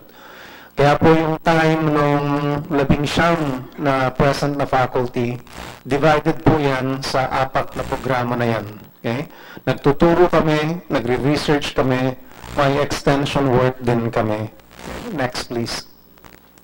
So, malaki yung ating EEZ, no? At saka yung ating extended continental shelf. As mentioned earlier, ang EEZ po natin, that's almost 2 million square kilometers. Philippine area natin, land-water ratio, roughly around 1:6. So, but in terms of the actual seafloor area, kung uunatin natin yung lahat ng crenulations sa seafloor, aabot yan sa pwedeng 1:7 yung ratio sa seafloor. Pwede nating tingnan ito, hindi pala pwede. At ito yung katotohanan bale na yung malawak na karagatan offers us vast resources. Next, please.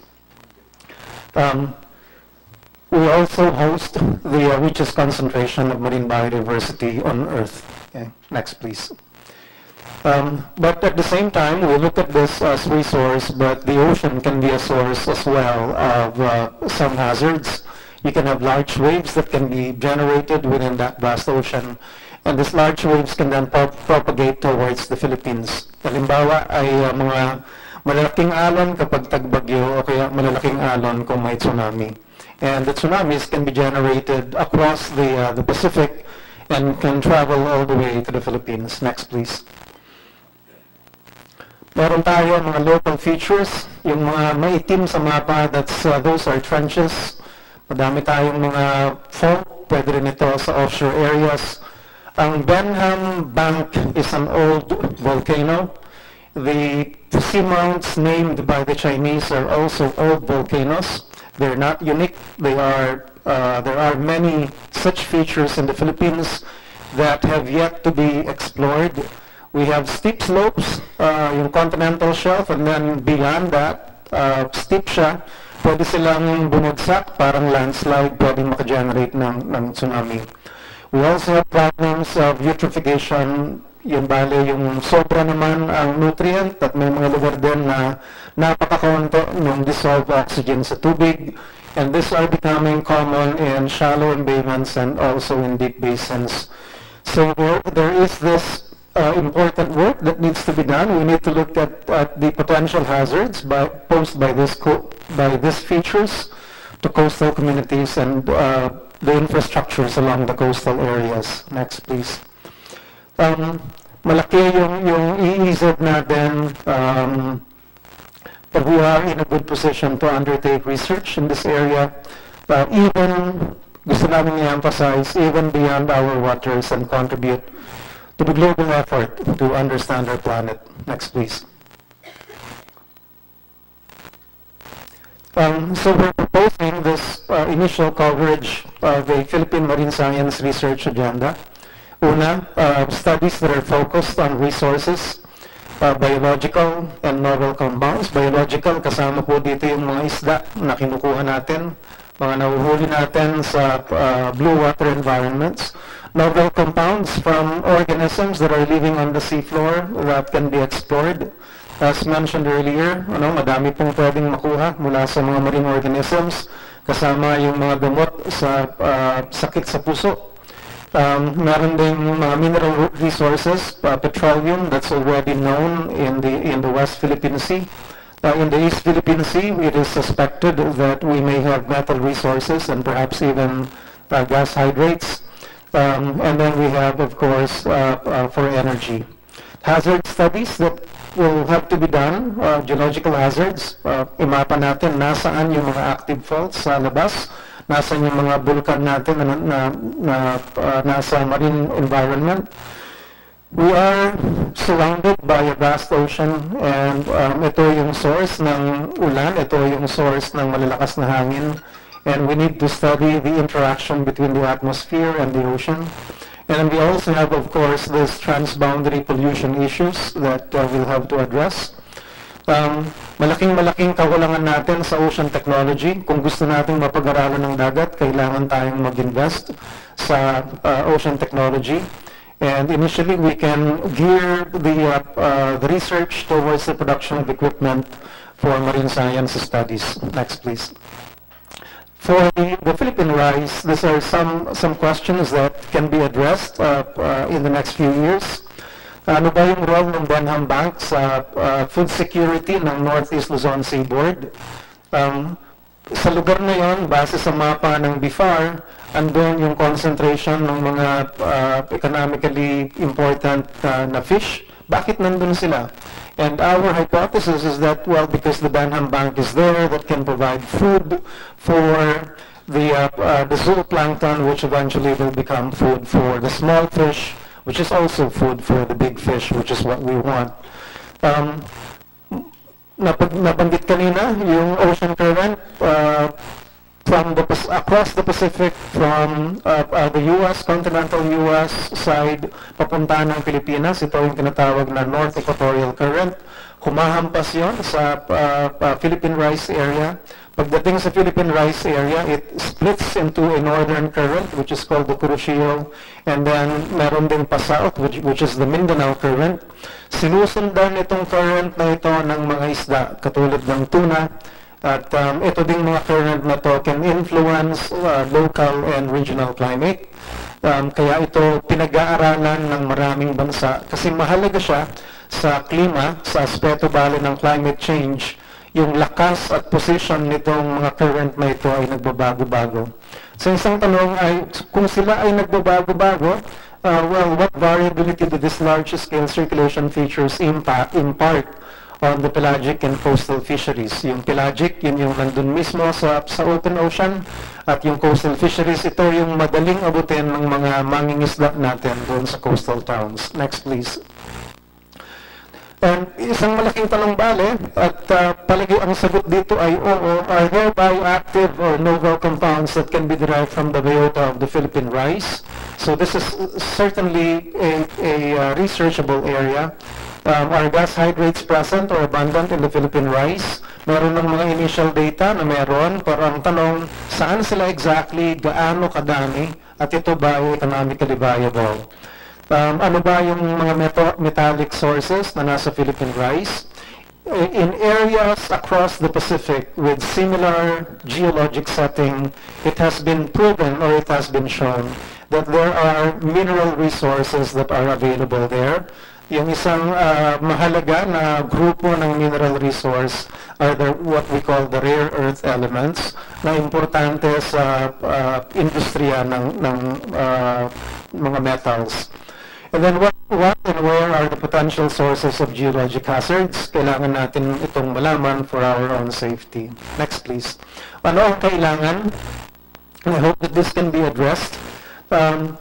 So at least, this is just for MSI. We need at least 10 faculty items additional, at least 4 in the physical sciences.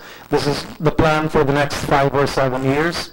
we need full-time researchers. Ang lahat po ng researchers namin ay project-based. At nagpapasalamat kami sa DOST for providing us funding to do what we're doing, to DENR through the Office of Director Lim, through DA Bar, who's also able to extend funds to us. Pero lahat po ng researchers namin ay part-time, hindi part-time, contractual. Paano kami na faculty sasakay habang kami nagtuturo kung ang length of cruise ay say 45 days? But we go out on our own cruises, typically yan mga 2 weeks, or we divide it into legs para kami pwedeng magpalitan. We certainly need full-time technicians. Ang technicians namin ay kami din mismo, kami na mismong researcher, kami din ang technician, kami din ang nagte-train sa contractuals na after a few years, they leave for other things kasi we cannot offer an item to these people. We need the platforms for doing the type of work that needs to be done in the deep ocean. Iba ang trabaho sa mababaw na dagat, iba ang trabaho sa malalim na dagat. At present, we have BRP Velasquez that can do this for us. Pero sana'y ma-extend din ang tulong sa Navy para ito ay maging in tip-top shape with the right crew trained to do scientific work. Next, please. Budget.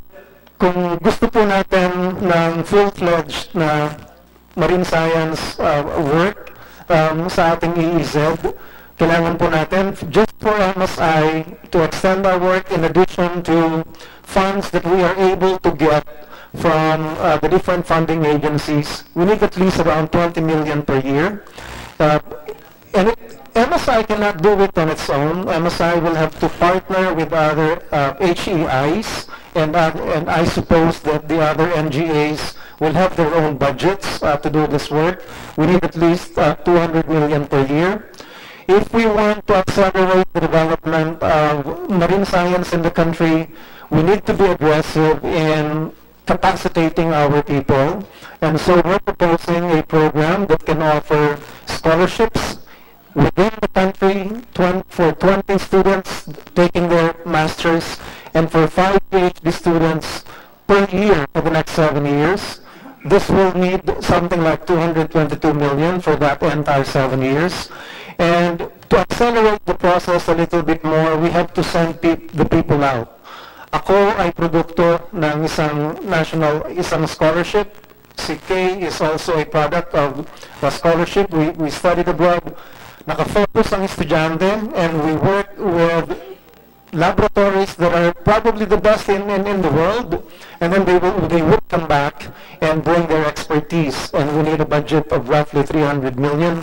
For this PhD students, pwedeng nakafocus ang kanilang trabaho sa open ocean or deep sea work para pagbalik nila, salpak, kasama nila bagay yung mga scholars na in-country, we can work together in any part of the country.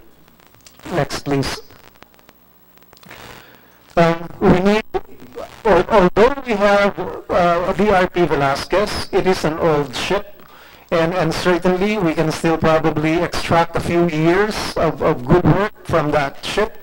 But perhaps this is a good time for the Philippines to think of having its own full-fledged research vessel, about 80 meters long, capacity of 2,000 to 2,500 tons, capable of sampling full ocean depths to 6,000 meters with all the instrumentation that can allow us to bring equipment to the seafloor, take samples from the seafloor, and then bring them up.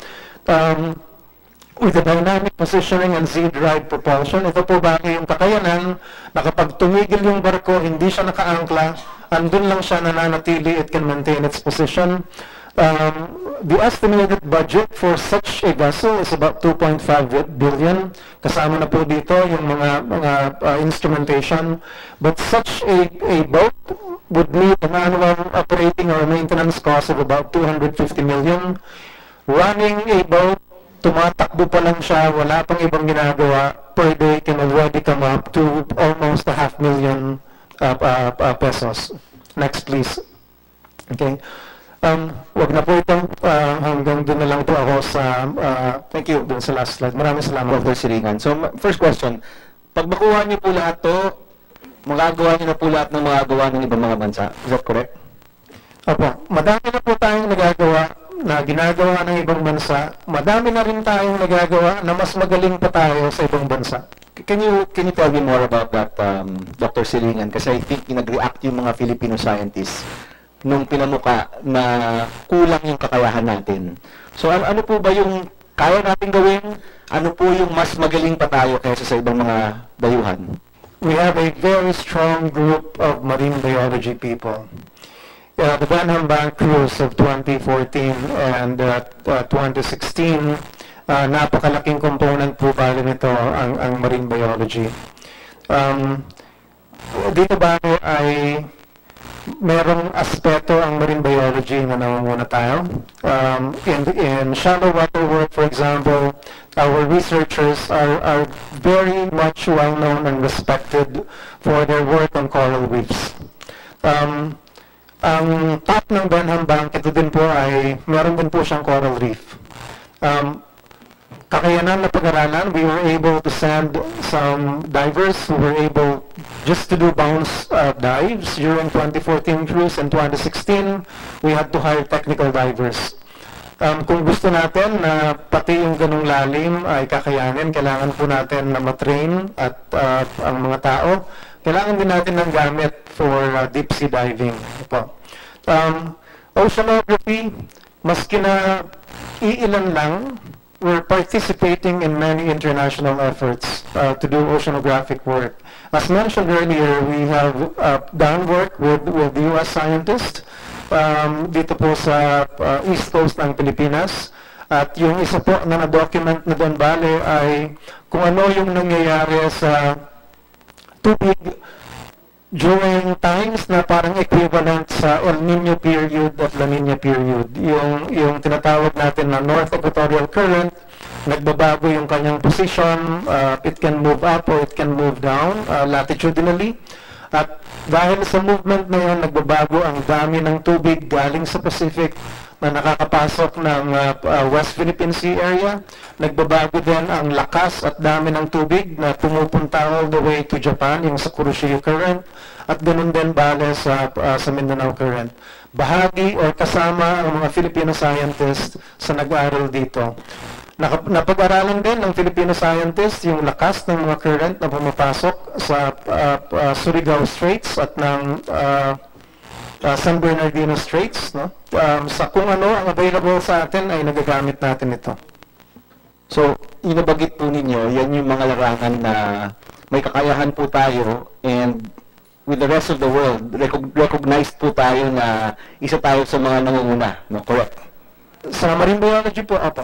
Okay. Pero may mga areas pa rin na hindi natin kaya. Kung wala po yung supportan ito, hindi po natin kakayanin yung mga areas na yun.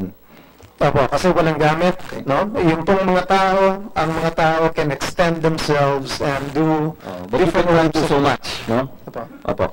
So, we hope that the executive and the legislative can work together so we can provide support for you, no? Yung mga numero po, malalaki po yan, pero hindi naman po yan 1 year use eh. Yung barko, baka 20 years naman po yan gagamitin kapag, ang isang barko po ba, ilang years ba? 10 years o 20 years? Hindi po, pwede pong magtagal ito ng mahigit 30 taon. 30 years? Basta po na may maintain. Pati naman po yung budget na yan, hindi naman po yan one time. Kasi para po gumawa ng isang research vessel, it may take 5 years. Yes. So in short, pwede natin hanapan ng paraan yan, Secretary Noel. There's a research side, but I think there's also a national security side to securing our own equipment. Sige po. Mr. Honorable Chairman, sabi nga ni Dr. Srigan na our Filipino marine scientists, although they're very few, have really a very high reputation worldwide. Ang dami nilang nagagawa. Kaya lang, kulang sila sa bilang. Kulang din sila sa suporta, kulang din sila sa pinakitang gano'n. At wala din tayong mga research ship na talagang sapat ang instrumentation. Meron tayong RPS Velasquez sa Navy. Meron tayong research ship ng NAMRIA. NAMRIA, yung kasama ni Dr. J. Batumbakal na talagang gumawa ng Philippine rice. Sila ang nanguna doon eh. Namria was Wala tayong mga bakit naman. Yun, bakit kailangan patapagin natin lang ang labor subscribe tama? And may gano'n labor. Ano yun? Because we have this modern technologies that would afford us better as surveillance of the area. Ito kaya yung one area of reference. And we are exactly proposing that, in our great budget, it's a budget cycle na. So, talagang processing it. Salamat sa pagtawag niyo naman yung hearing natin because it's still a contributing represent kami naman sa security side.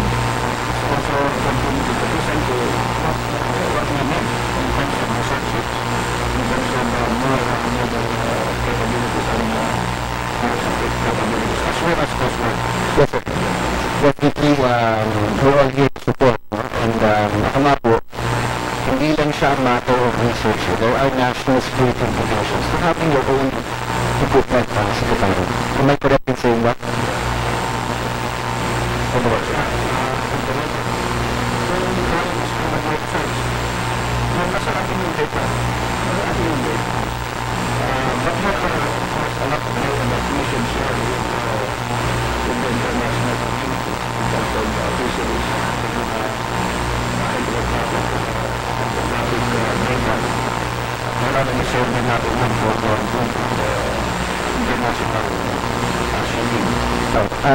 So thank you, Secretary. Dr. Suringan, just some final questions now. Ito pong, let's assume that we can get this funded. It will still take us a few years. Hindi naman yung bigla-bigla yan. No? Even if we have a board commission, it will take 5 to 7 years. No? In the meantime, we need to partner with other countries. Ngayon mo ba, marami mo ba tayong choices dyan? Or is it really just China who can provide our needs? Or it's really up to us to decide kung sino po yung kapartner natin? Una-una po, meron po kami nakuhang tuwan sa UP mismo, nagbigay ng pera, 30 million, for us to buy as low as 30 meters lang. Hindi ba po namin nabibili kasi yung procurement law natin. Nasa BBM po yung papers namin. Kung sana po matulungan kami at ang isang malaking problema ng mga scientists ay yung procurement law. Yung presyo ng science, sa Pilipinas po scientists, pati mga sundalo, mga guro, lahat po ata problema po yung procurement law. Tanong na po, bakit po natin pinapatay ang sarili natin dahil sa procurement law? At hindi po, I have a simple-minded person. I don't know much about things that needs to be done pag sa mga bagay na. Pero yun naman tanong ko, bakit natin pinapatay ang sarili natin dahil sa procurement law? We can do more science if we're able to buy the equipment on time, and with the budget that is being given to us, we can do more because we can buy more. Ngayon ba yung presyo ng isang gamit na dodoble because of the procurement law? And that's killing us. And we're able to procure things after a year or even 2 years. Tapos na yung project sa kalang darating ang gamit. And it's killing us. Pero yun po, can you quickly answer my question, Dr. Suringan? Sa mga partners po natin ngayon, yung mga needs po natin, maybe if we want to do this already this year, obviously we have to partner kasi yung pag-procure nga po niya napakatabang. Marami ba tayong choices of partners or China lang po yung choice natin? Meron pong standing memorandum of understanding ang MSI with KIOS, which is Korea. We have within UP MIX as a memorandum of understanding with JAMSTEC, which is Japan-based. We have work, in fact, we have application for 2 cruises with French, the French group. So, hindi lang naman po China. Meron po. At iba't ibang bansa ay may iba't ibang interest din sa karagatan ng Pilipinas. So, depende rin po sa interest nila. And expertise. Opo. Alright, thank you. Just some final questions though. Regarding the naming issue, no? It was from the beginning, it's clear. Wala naman kung ibig sabihin yan pagdating sa teritoryo natin o sovereignty. It's just really a matter of honor and pride na meron tayong mga lugar sa ating bansa na ibang bansa yung nagpangalan. I mean, can you imagine if, because these areas are part of our territory according to our constitution, no? So, kumbaga, yung mga lugar po sa Philippine is parang ganyan mga lugar dito sa Pasay o sa Makati. Would we allow another country to name a barangay or a town here in the mainland? If we don't, or if we feel strongly that that shouldn't be the case, then we should also feel strongly about China naming territories within our sovereign rights. No? So, ASEC, we heard in the news that there already is that government has raised concerns already to China regarding the naming of these areas. Is that true? And are we doing something about it already, ASEC? Thank you, Your Honor. The issue was raised again at the bilateral consultations mechanism. And what was the response? Are they going to withdraw the naming of these areas to allow us to name these areas properly? Thank you, thank you, Your Honor. The naming of undersea features is being done at the Subcommittee on Undersea Feature Names, SCAFIN, which is a subcommittee of the International Hydrographic Organization and IOC, International Oceanographic Commission. There are only 12 members who are not part of the subcommittee. According to the rules and procedures of the SCAFIN, the names, when approved by the subcommittee and published in the JAPO General Bathymetric Chart of the Oceans Gazette, it's final. So even if China decides to withdraw, they cannot withdraw this already? Is that what you're saying, It was not, there's no procedure actually, as I understand the procedures of SCAFIN, I'm not also an expert, but the decisions are final. Attorney Jay, are you an expert regarding the naming, since you raised this also in the media? Do you concur na wala na rin tayong magagawa dyan sa pagpangalan ng mga teritoryo po natin? Based on the material available from the website of SCAFIN, Secretary is correct, there is no procedure that deals with the situation of reversal of a previous decision. The way I see it, the only possible avenue is to actually raise the issue or discuss it at the IHO level, because this is a subcommittee, so not the main organization. However, I'm not certain that maybe DFA is in a better position to respond. Will we take it up to the mother committee, ASEC, for this? It's being discussed at the Department of Foreign Affairs. Okay. Maybe in our next hearing, you can be more definitive, no, kung ano po yung gagawin ho natin dyan. Well, considering that, Secretary, we have better relations with China, maybe they will agree to withdraw these names. After all, it is clearly undisputed areas already, Secretary. It would be, Your Honor, it would be unlikely that we will withdraw the naming, considering that, for one, we have been the fruit of the labor of some scientists.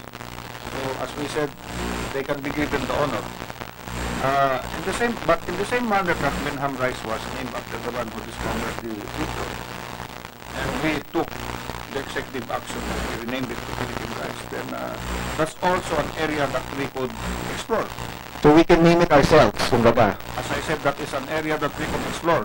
If Seamount Jiujao is there now, what prevents us, for example, from renaming it to Yakal? Because as that was the plan. That was the plan before. Molabi is far, for one, which is part of the Philippine rice. This name Molabi for our indigenous place. So, Jiujao, kung yun ang pangalan, pwede naman pangalanan yan, and we can consider it, renaming it, for example, Yakal, Nara, or what, indigenous tree. Kasi ito din naman sa ibang lugar natin, halimbawa, Pag-asa Island is also known as Tito Island. may mga iba-ibang pangalan yan, depending on who named them. Then, like, yung mischief reef, ang pangalan natin doon is Panganiban Reef. So, yung lawak ay meron ding English na pangalan. May pangalan ding Chinese yun. So, it is in the realm of possibilities. But what is important really to emphasize here is whatever is the name of this name before, heretofore, unnamed creatures is, if they are named because of some research by, for example, Chinese, it doesn't give them jurisdiction or sovereignty. Let me point out lang, Secretary, that that research was illegal. It's illegal because that was done in 2004 when we didn't issue them any permits. That's really one point where we could point out an issue that you did that when you were not issued permits. Oo. So, you know, in short, But we do not have to go to some discussions anymore about with that in China for that matter. We can simply take some effective action as we did in the Philippine rice. E di sabihin natin, malaman na nila ano yan Nambria, sina Executive Director Karandang, nung pumunta sila yan, makita na nila yan. Papangalanan sana yan, pero hindi na pangalanan. O kaya pangalanan on that note, did we publish anything with the initial survey? Alam ko wala tayong sinabit na request for naming, but have we published anything that effect just to prove that we discovered it first? Just taking up, sir, from Mr. Ron's contribution.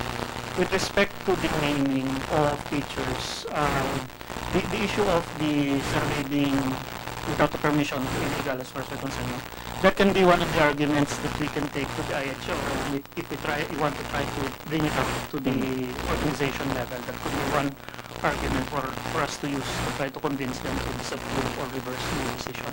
However, with respect to the other unnamed features, of which there are many, after all, this is only 5. But our detailed map of the area will probably show more, not just mountains, but also valleys and terraces, etc.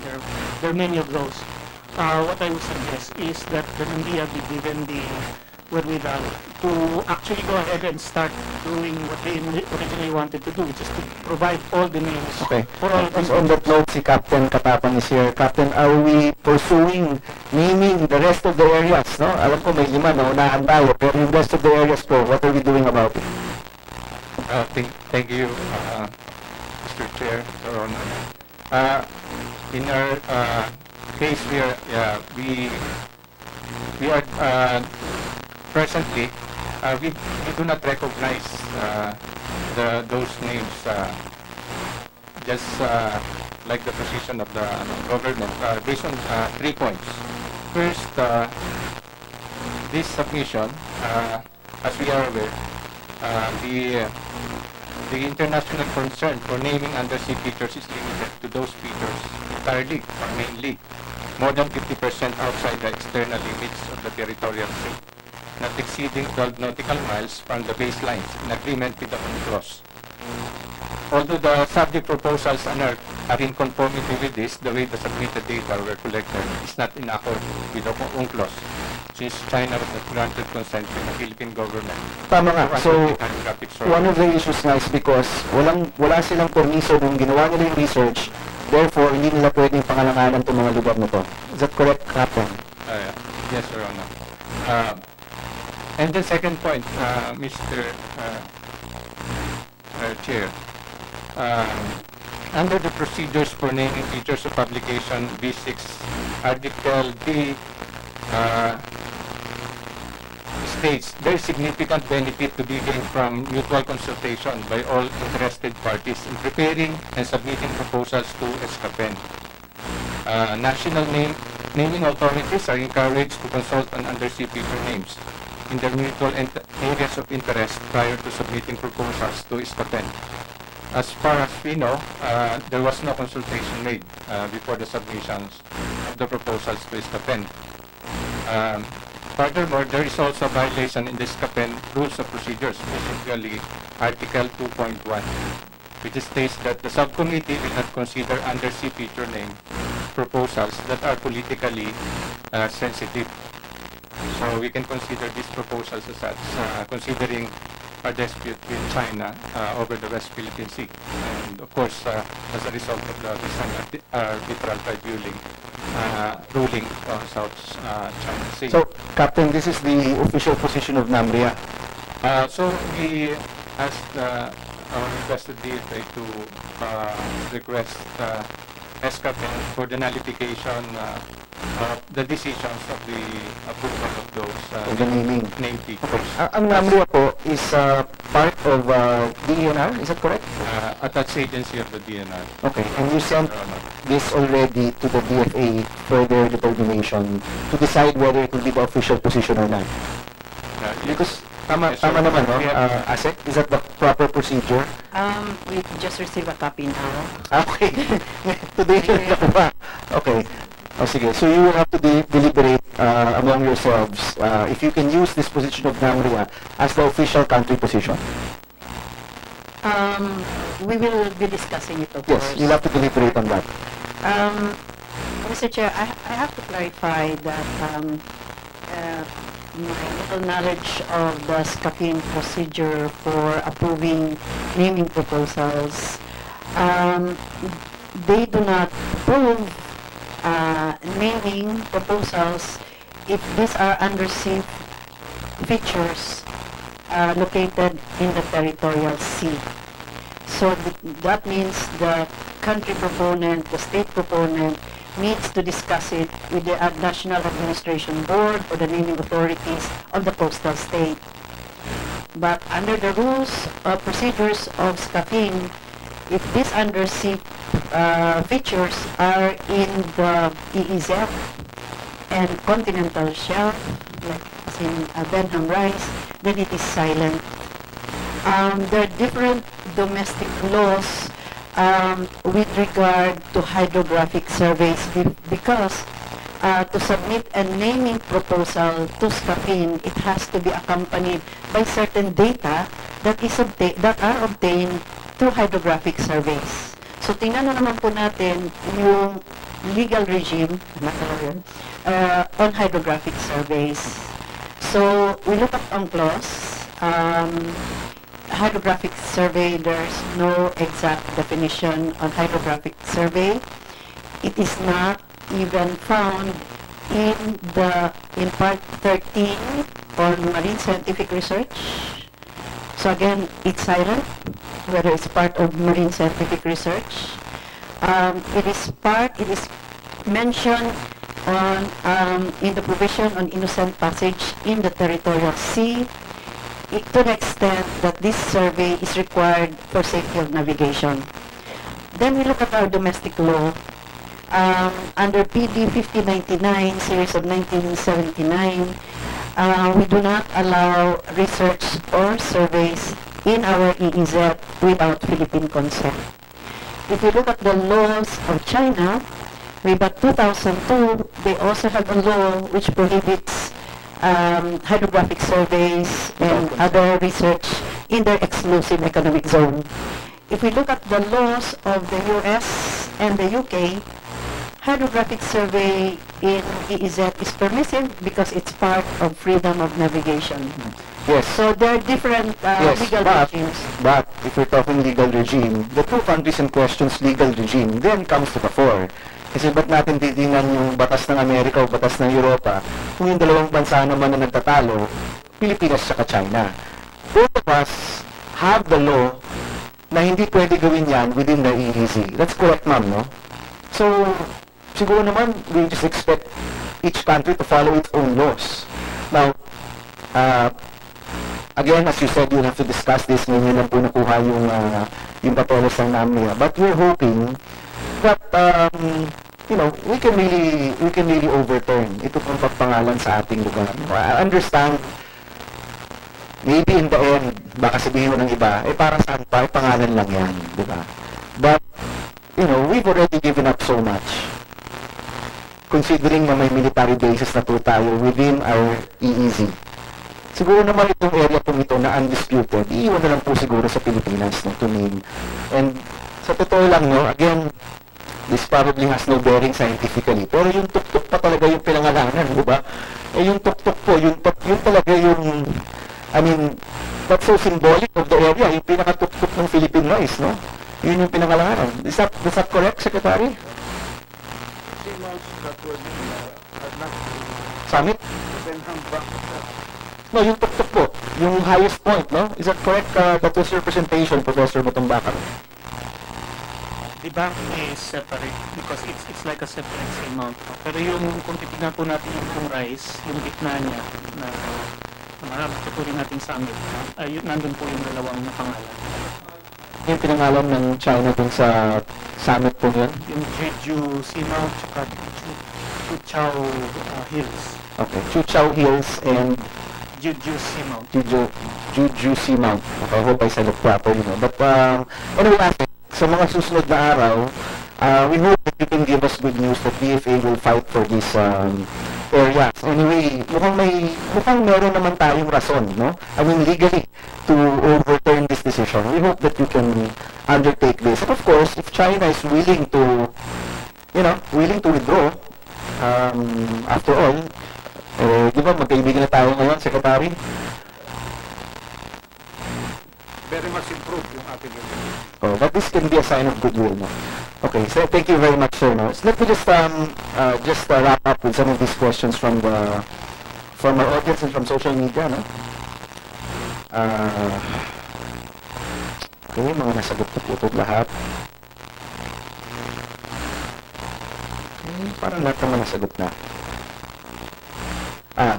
Can we clarify if we're still accepting marine research applications or not? We got it that MR applications from other countries have been stopped. This was the President's statement, I think. No? Could we clarify that, Secretary, finally? Nung nabanggit po ni Presidente na wala nang marine research, meron pa po bang marine research sa Philippine rice o wala? There are no ongoing marine scientific researches that have been permitted by us. There were approved ones, but they could have been already finished. Tapos na lahat yung mga research na yun. There are 4 pending applications. One from France, two from France, one from US, at another one. Those are pending, so they will go through the new rules that they have. Hindi naman ho kayo against, no? In fact, kailangan natin ng partners. Is that correct, Dr. Silingan, Dr. Villanay? Opo. Kailangan natin ng partners kasi may mga bagay na hindi natin pakayang gawin on our own. At sa mga bagay na yun, then definitely, dun po tayo open na magkaroon ng mga But we partners who will follow our rules. Well, meron naman po tayong rules at bahagi po kami nung sa technical working group. At ito po ay, through the years, ay naka-clarify ng naka-clarify. Mas dumadami na po yung mga requirements na hinihingi sa kanila. Okay, I think doon naman tayo babagsak. Mr. Chair, Yes, Secretary. if I may just add, for example, the risk policy. That was in fact the first contact was actually the science community sa kanila nagaling. After the contact with the science community, now they're applying. So they are already anticipating that their team will be called upon to join the marine scientific. Just to be clear, no, my position as chairman of the committee is not to ban this joint research. Kailangan natin yan eh. Kasi sayang naman kung maghihintay pa tayo ng 5 taon bago natin magawa yan on our own. But it's about finding the right partners. Partners who will follow our rules, no? And, maybe with the new bilateral talks with China, maybe they have already professed to start following our rules. But, we need to be strict with everyone, no? Kailangan stricto tayo. Kung hindi sumusunod sa mga patakaran natin, kailangan tayong malinaw na hindi tayo makikipag-partner sa mga pasaway. Di ba? Pero kung sumusunod naman, why not? Now, not each country is equal because there are very few countries where we have territorial disputes. In fact, is it just China or also with other countries na meron din po, no? If we consider the issue of Sabah, That would be Malaysia. Malaysia. And overlapping claims in the West Philippine Sea, and that would be Vietnam, Yes. Malaysia, Brunei Darussalam, China, as well as Taiwan. So it's a case-to-case. It's a case-to-case basis, no? To who to partner with. Sino yung magandang kapartner natin, no? And this does have national security implications, Secretary. And I'm sure part of your guidelines will include this determination. Hindi lang naman po purely science yung guidelines nyo. May kasamang national security implications, Secretary. And then, Of course, the science is a part of our national interest, but we have other interest in the name of national security. General, you wish to say something? Yes, Mr. Your Honor. While we are discussing, sir, yung a lot of issues governing the Philippine rice management and other exploration like the maritime research, all these issues, sir, is transcends not only in the purview of maritime security, but also goes beyond military, socioeconomic, and others. That's why we need a unified actions in achieving all our objectives, not only the maritime research. That's why the National Task Force in Western Philippine Sea has tasked in particular the Area Task Force North to orchestrate and synchronize the efforts in the different component of the government. Ang sinasabi niyo po, General, hindi lang science or research yung concern. There are overarching concerns, no? May economic, may national defense. Yung mechanism po ninyo na task force, that is supposed to consolidate and coordinate all of these efforts. Yes po, yes. So pag nag-decide po tayo, hindi lang tayo nakatingin sa isang larangan, nakatingin po tayo sa holistic perspective nitong actions with regard to our national interest. Precisely po. That's why we need not only to look at the requirements of the maritime research, but also we need to look at the requirements of the different agency, the BPAR, the Navy, the armed forces in particular, to be able to support those maritime research or other activities in the Philippine rice. For example, we need a maritime research vessel for the other agencies. We need also a port that will support this maritime research. The nearest port that we have is the port of Irene, which is very far from the Philippine rice.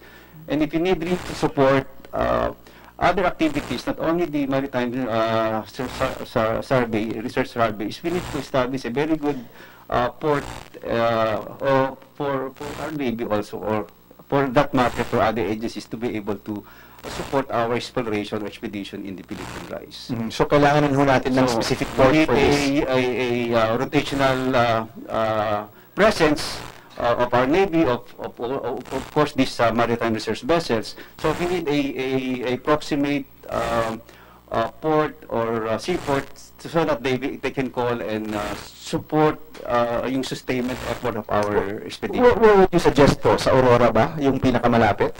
Meron po tayong mga workshop na ginagawa in the Luzon Command. Na-identify natin yung other gaps natin, like yung kasiguran, we can develop the kasiguran areas for our yung port facilities and other facilities that support yung mga ganitong activities po. Is that in your position paper, General? Nagsabit po ba kayo ng position paper ninyo? Meron po tayo. And nakadetalyo na po yan. Hindi namin naisama yung mga ganun. But we will try to include po dyan sa pakihabol po kasi I intend that the output of this hearing, we can detail ano yung mga pangailangan ng iba't ibang ahensya para ma-maximize po natin yung Philippine rice. Maybe lessen our dependence in the long term. No? In the short term, partnerships seem to be the best way, but in the long term, we should be building our own capacity. No? On that note, ASEC, I'd like to ask, so we established from the beginning na lahat ng resources, pag-usaping resources, kailangan po ng permiso ng ating bansa. If we were to undertake joint exploration or exploitation of the area, that would require a treaty, no? If it is done with another country. Is that correct?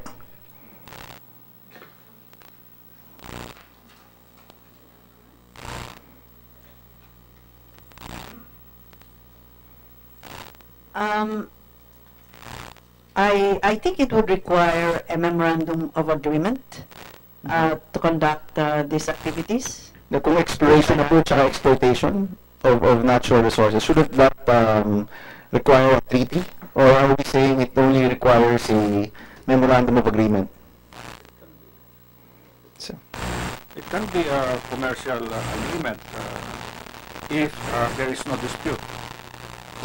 sorry, what do you mean, ho? So it could be like in the case of Malampaya. Our agreements are with Shell and another oil company. Meaning it is a private company, Yes. not another country. Yes. But if it is another country, you need a treaty, an agreement, no? It may take another commercial agreement utilizing companies from both countries. So it depends. It won't have to be explored. It can be a treaty, it could be a commercial agreement. May I ask, Asek Ergiza, napag-uusapan ko po ba to? Kasi I'm sure when we talk about resources, eventually we talk about exploration and natural gas and all of this. If we were to undertake that in the Philippine rice, what form of agreement would that be? Maraming salamat po, Mr. Chair. Yun po sanang nais pong dagdag kanina. Kasi talking of territorial and sovereign rights, isang nahingit mo sabihin dito yung ating petroleum oil and gas resources. No? At first going to the intention today sa research, wala po tayo, kailangan din natin ship kasi for us to be able to determine kung mayroong presence ng oil and gas, kailangan natin seismic vessels. And so in connection with that, we are starting now using the Maritime fund to buy this kind of vessel. And number two, in terms of human capacity, training, etc. po, wala tayong talagang detailed and specific program para sa petroleum engineering. Although ang meron ko ngayon ay sa Batangas State University and sa Palawan State University kasi nandun yung Maritime fund. Right now po, sa issue ng exploration, ang ginagawa po natin dyan dito na procedure is nagbibigay tayo ng service contract sa mga different companies that offer. And this service contract po is premised on the fact that the Philippines is sovereign owner of all of this. Okay, when we say service contract, we hire another company to do the exploration for us. They do the exploration development. And for example, like in Malampaya, you have Chevron and Shell doing the exploration and now the development and the extraction of this gas at may sharing between the Philippine government and the private company. And that deal was done between a country, a sovereignty, and private corporations. So therefore, a service contract was what was required. Opo. If the exploration is done with another country, it may necessitate a treaty. Sa amin po, hindi pa nangyayari, but we have the DFA as the agency. ASEC, is that a correct assessment of the matter? Thank you, Your Honor. Based on the previous arrangement for survey of the resources in the part of the West Philippine Sea between the Philippines, China, and Vietnam, it was called a Memorandum of Undertaking to conduct seismic survey in the area. But of course, that particular undertaking was brought to the Supreme Court because it was deemed to be unconstitutional.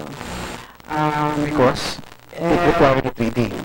Not exactly the form, but because the Constitution requires that I think exploration, utilization, development of our natural resources are reserved exclusively for Filipinos. Oh, okay. So all of these requirements in the Constitution, but the undertaking, the MOU has expired way back 2008, and up to now there has been no decision by the Supreme Court. So in short, what you're saying, maybe a partnership with a private corporation which has already been done might have less complications in terms of the legal nature of this partnership. Kasi yung Malampaya po was with private gas corporations. Tama ho, no? If we were to explore or use the natural resources of Philippine rice, that might be a better way forward. Yes. But we'll have less complications with our constitution. Yes, Your Honor. The Malampaya, of course, arrangement is a model for such undertakings. Okay. Let me thank everyone for coming. I think at the minimum, naging mas malinaw tayo sa mga nangyayari. Kahit yung mga terms man lang, at least naging mas malinaw rin. I'd like to thank everyone for coming. Let me just ask one round lang. Does anybody want to have a final statement? Anyway, mag-1 o'clock na rin. Baka po merong Dr. Hilde, no, I was not able to call you. I know that you're also very active in this issue. Would you wish to I'll give you the last word, no? Kung wala namang ibang gusto magsalita, Secretary, would you want to have a final statement? We have said our piece, we would rather the scientific community. Yes, Dr. Naforda will give you the final word. They have their position in society. Baka may spokesman kayo, si Director Ebora na lang ho. Okay, sige po, Dr. Ebora, you have the final word po. Nais lang po namin ipaabot sa lahat na ang DOST ay handa na pagbigay ng pakikisa sa pagkakasagawa ng mga pananaliksik tungkol sa Benham rice at sa West Philippine Sea. Sa katunayan po, ang department ay sa pamamagitan ng kanyang baluang council, ang Philippine Council for Agriculture, Aquatic and Natural Resources, Research and Development, at ang Philippine Council for Industry, Energy, Research and Development, or PSHED, ay naglaan ng pondo para sa pananaliksik mula 2018 hanggang 2021 para masagawa mga pag-aaral na isasagawa ng UPMSI at ng iba pang mga state universities and colleges na involved sa pag-aaral na ito. Maraming salamat po. Dr. Ibora, no? Yes. This all started because the scientific community felt that they wanted to speak out and say na ang Filipino scientists natin may kakayahan na magsagawa nito. Maybe to an extent, and to the next extent, kailangan ng konti pang suporta. Tanggap na muna natin yun. But, could you speak about the capabilities of our Filipino scientific community? Maybe just to end this part of the hearing. Wala pong duda na ang mga Filipino scientists ay highly capable. Wala rin pong duda na ang mga Filipino scientists ay may kakayahang gumawa ng pananaliksik na world class. Kailangan po nila ang buong suporta, hindi lamang ng Department of Science and Technology, kundi ang mga ibang pang department. Mabanat po tayo na meron tayong buong suporta sa Department of Environment and Natural Resources, sa Department of Agriculture, sa pamamagitan ng Bureau of Fisheries and Aquatic Resources, at higit sa lahat ang malinaw na guidance galing sa Department of Foreign Affairs. Kailangan po siguro ang lahat ng ahensya ng gobyerno ay magtulong-tulong para matulungan ang mga scientista natin, ang scientific community, ng mga magawa ang dapat nilang magawa. At siguro kailangan din po natin tingnan yung mga policy na nagiging hadlang para maging epektibo ang pananaliksik ng mga scientists natin. Nabanggit po kanina yung procurement law. Isa po itong malaking tulong kung magagawan ito ng paraan sa lalong madaling panahon. Dahil marami pong mga resources ang nasasayang, maraming oras din ang nawawala at hindi nagiging produktibo dahil sa napakahaba ng proseso sa procurement. Kung ito po ay magagawa ng paraan, malaking tulong po ito sa scientific community. Maraming salamat po. Maraming salamat, Secretary. Mr. Chair, thank you for this opportunity. As the chairman of the National Task Force on the West Philippine Sea, I have also been given an oversight over the rice area. So far as harmonizing the requirements for this area. This is because agencies will have their respective recommendations. For example, the Bureau of Fisheries rightfully would need unmanned aerial vehicles.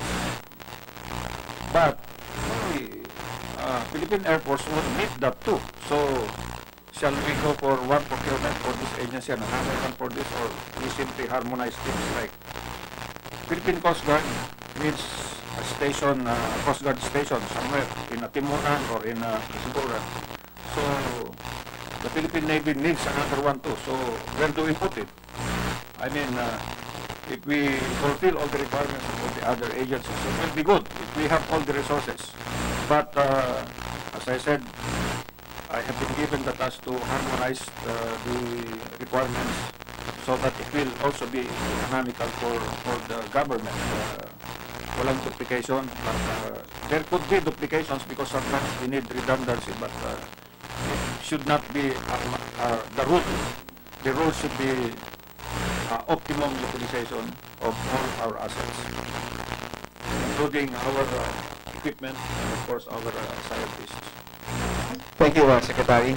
Maraming salamat doon, and we'll continue to work with everyone to ensure that these resources are there.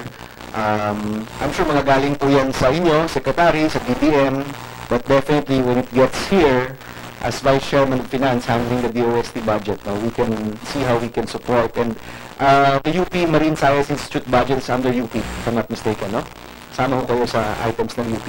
So, pwede mo natin tingnan yan. Si Ma'am nakatingin. Kami ba? Wala. Of course, din before na lahat ng mga ahensyang kailangan masuportahan. We will definitely support. And I think, we can make this a case where our Filipino scientists are at the forefront of really trying to see what are the resources that we can see here. Hindi lang siya oil and gas. I think the discussion always goes back to oil and gas. Pero pure scientific research which can benefit humanity, I think that's what Dr. Siringan and Villanova were mentioning. Marami talagang pwedeng makuha sa area na to. Hindi lang yung hard resources, pero pati yung mga kaalaman na makakatulong sa ating mundo. And after all, this is undisputed. This is our territory. Wala akong ibang nagsasabi na kanila ito. Nasa atin na po yan how to maximize these resources. We are in a position to invest, I think, no? Secretary, economy is doing well. Mas may pondo tayo. Lahat ng hinihingi ng armed forces, I think, binigay naman. In this case, probably we will have to make that extra effort to also support our scientists, our armed forces to ensure that we maximize this area. Huwag po nating sayangin ang lugar na to. At kung meron man tayong mga hindi magandang nakaraan, maganda po siguro ma-implement po natin ang mas striktong pag-manage itong area na po para masigurado rin po natin na yung national security natin hindi rin po ma-repermission. So, let me thank everyone to suspend the hearing. Thank you very much. Magandang hapon po sa atin.